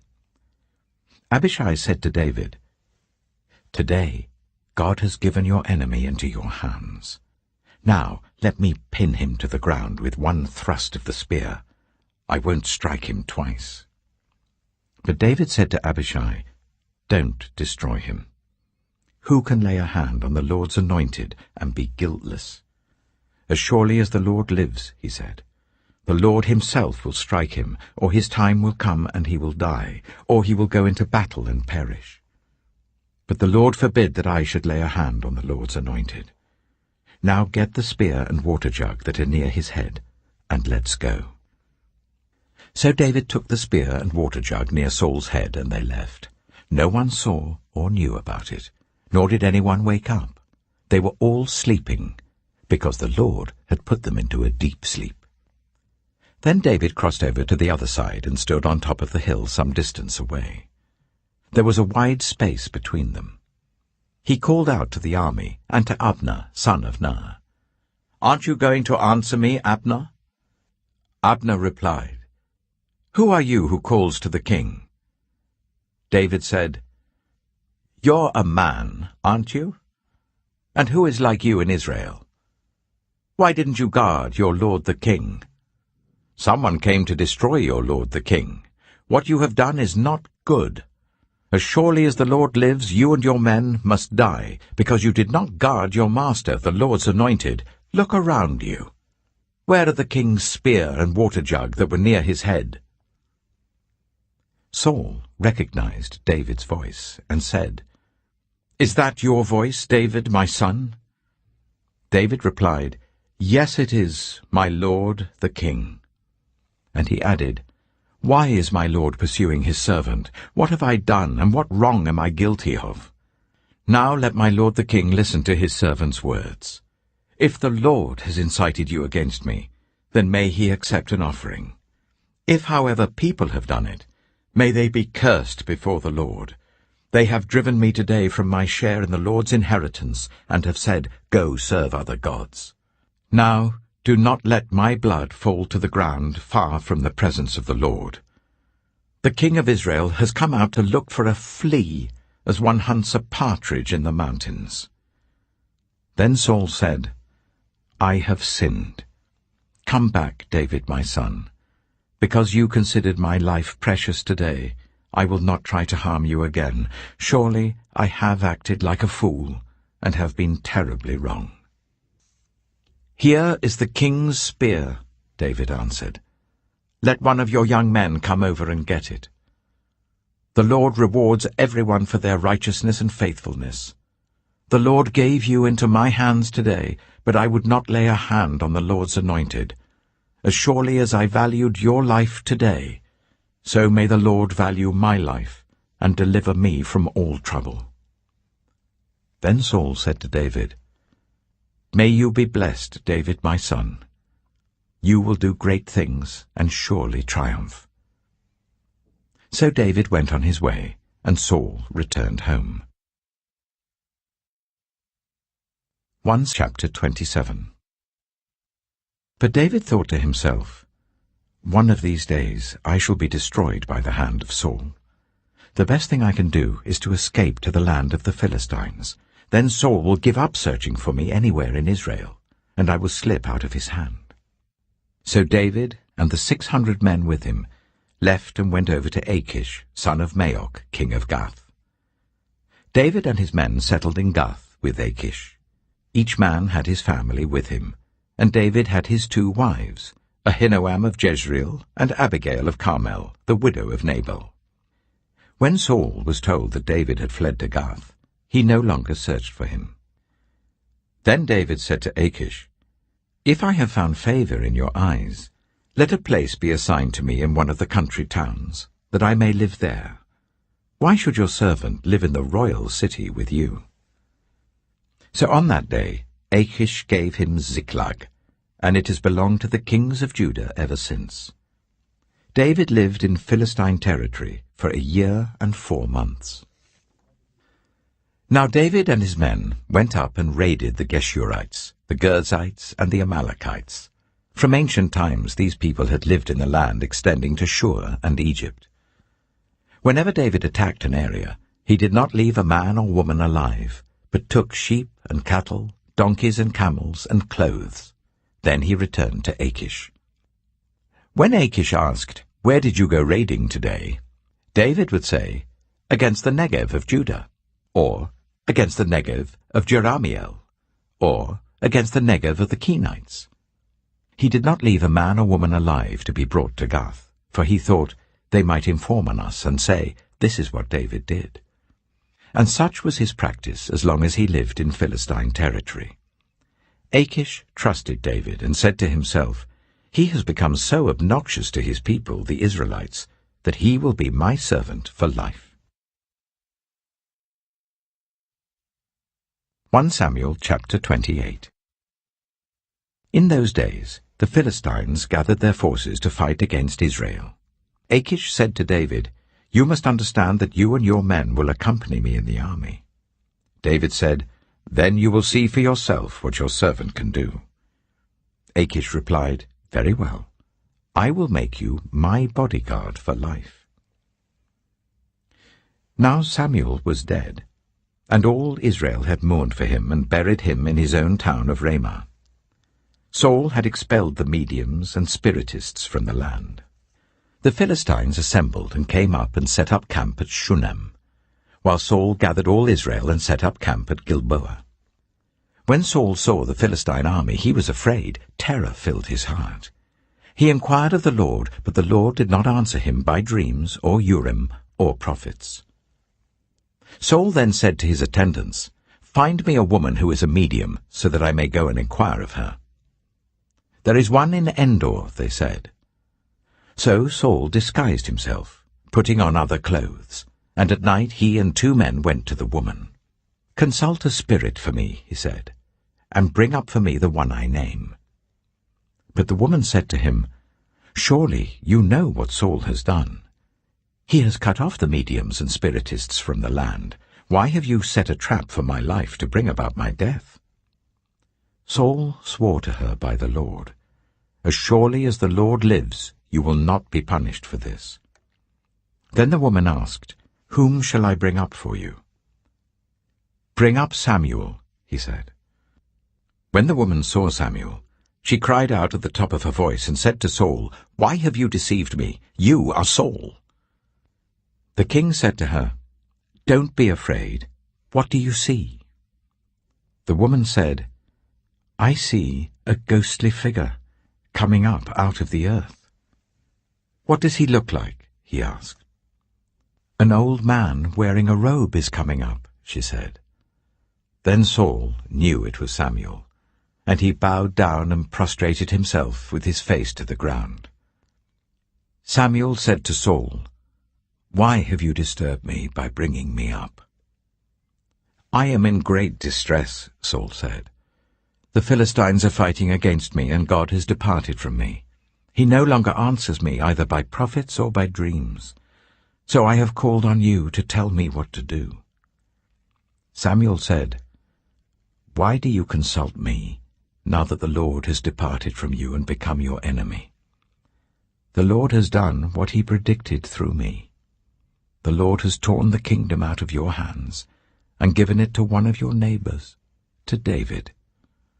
Because you did not obey the Lord or carry out his fierce wrath against the Amalekites, the Lord has done this to you today.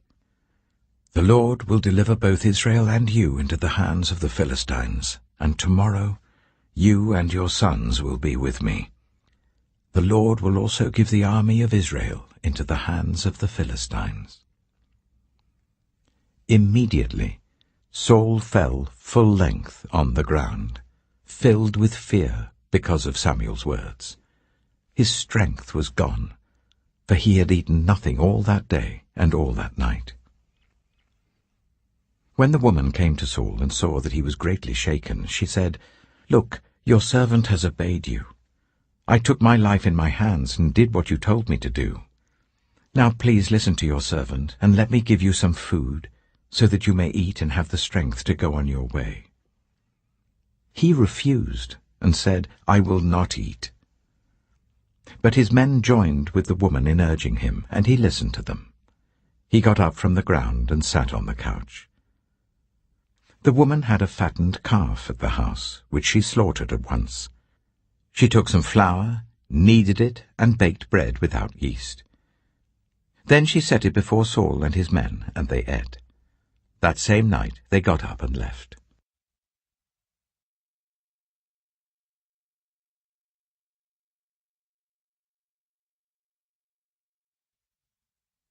Samuel chapter 29.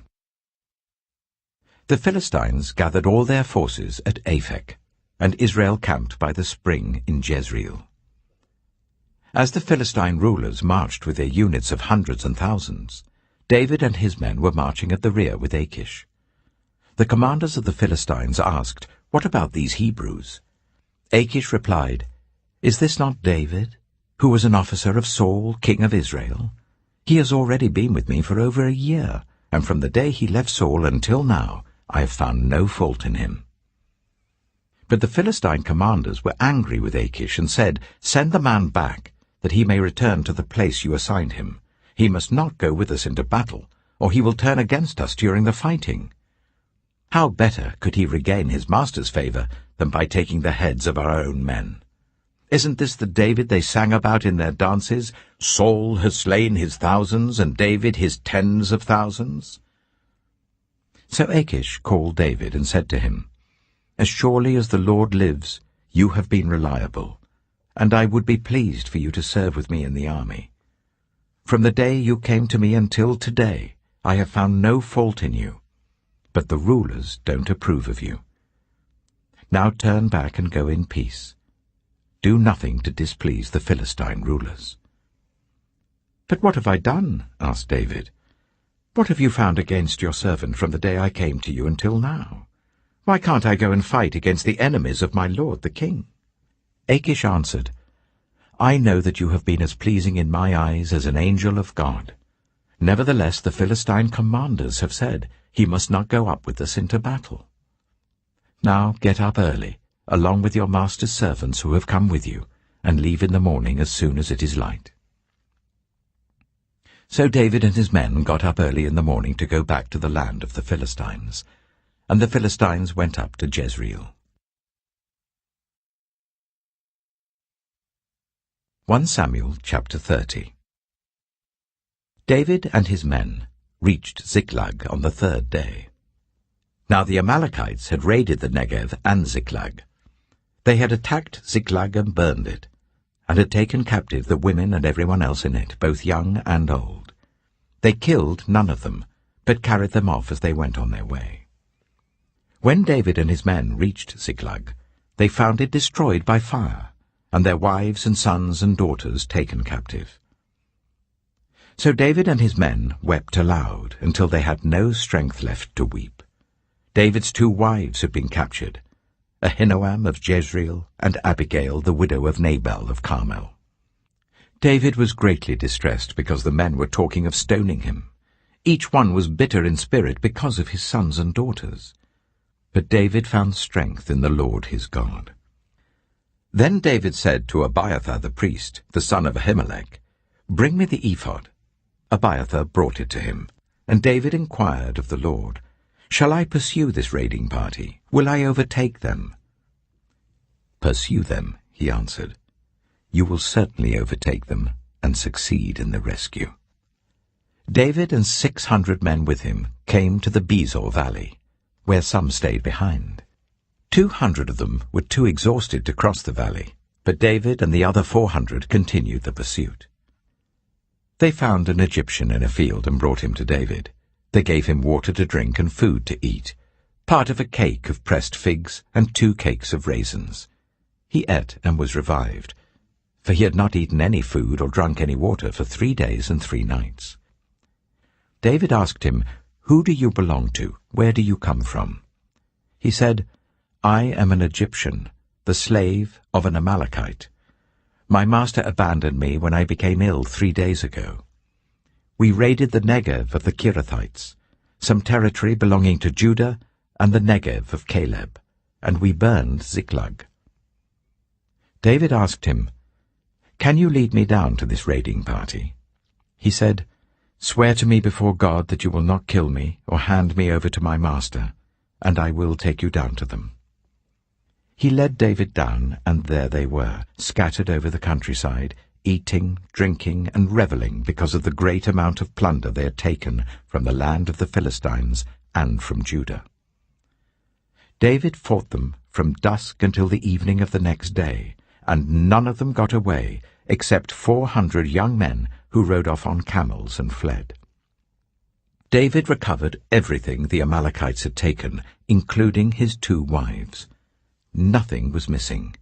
Young or old, boy or girl, plunder or anything else they had taken, David brought everything back.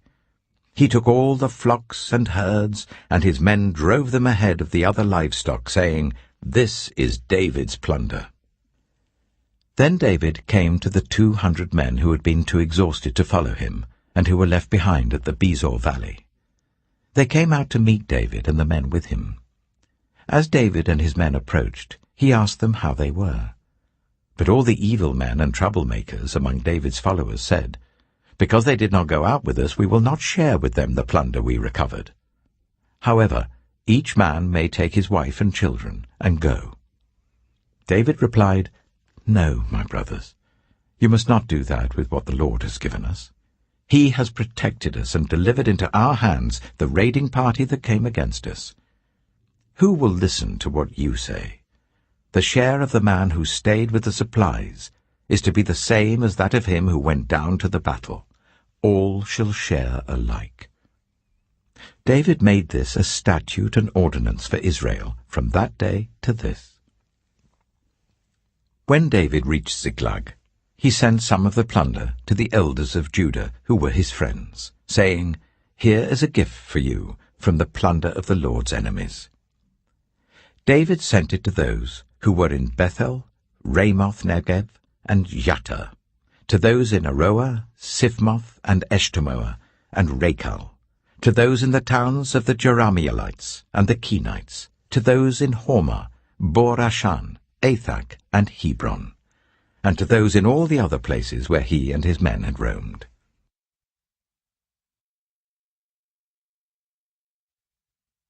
1 Samuel chapter 31. Now the Philistines fought against Israel. The Israelites fled before them, and many fell dead on Mount Gilboa. The Philistines were in hot pursuit of Saul and his sons, and they killed his sons Jonathan, Abinadab, and Malchishua. The fighting grew fierce around Saul, and when the archers overtook him, they wounded him critically.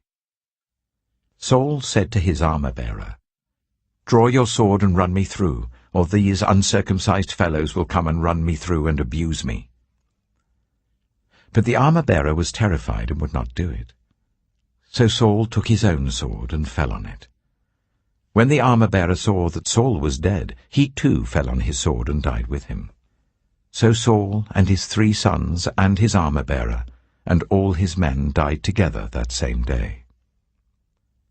When the Israelites along the valley and those across the Jordan saw that the Israelite army had fled, and that Saul and his sons had died, they abandoned their towns and fled. And the Philistines came and occupied them. The next day, when the Philistines came to strip the dead, they found Saul and his 3 sons fallen on Mount Gilboa. They cut off his head and stripped off his armor, and they sent messengers throughout the land of the Philistines to proclaim the news in the temple of their idols and among their people. They put his armor in the temple of the Ashtoreths and fastened his body to the wall of Bethshan.